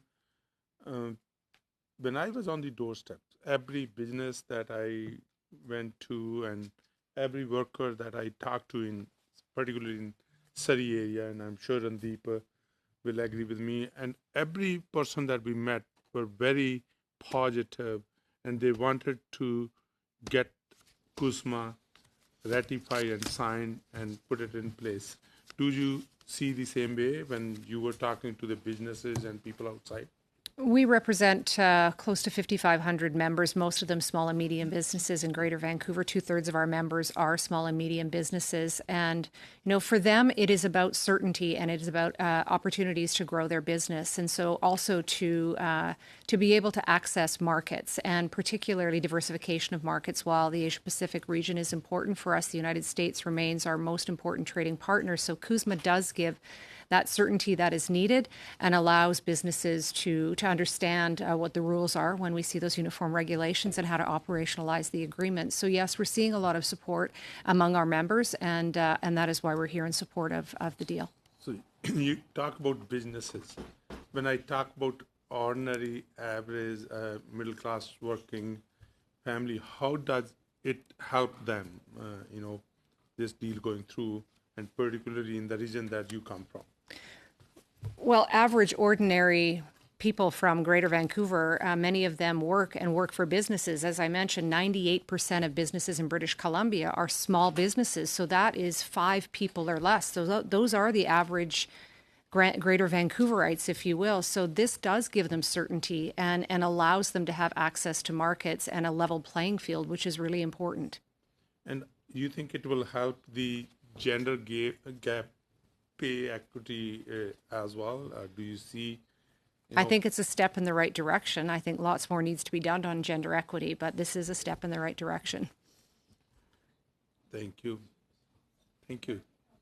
Any further questions? Thank you very much to our witnesses. It was very informative, and thank you for taking the time. Just to remind the committee that at 12:30 tomorrow, in advance of having our chief economist come, we're going to take a group picture, so we'll have something to remember our experience of doing the NAFTA agreement. That's all I had to say. And 12:45. Were we able to get a copy of the economic analysis today? I know you're going to check and see, because it'd been nice to have had that before we sit down with her tomorrow. I have not had news from officials. I did go back, but it is not ready yet, as far as I understand from the chief economist. Not ready yet. So then what's she going to present tomorrow? I believe she's here to answer questions from the committee. How do you ask questions if you don't have the documents? I think that would be an excellent question to ask her tomorrow. I would expect she's going to be doing a presentation, I would imagine, and answering questions. Okay, I'll move adjournment for today. Think we've had enough? Okay. Meeting adjourned.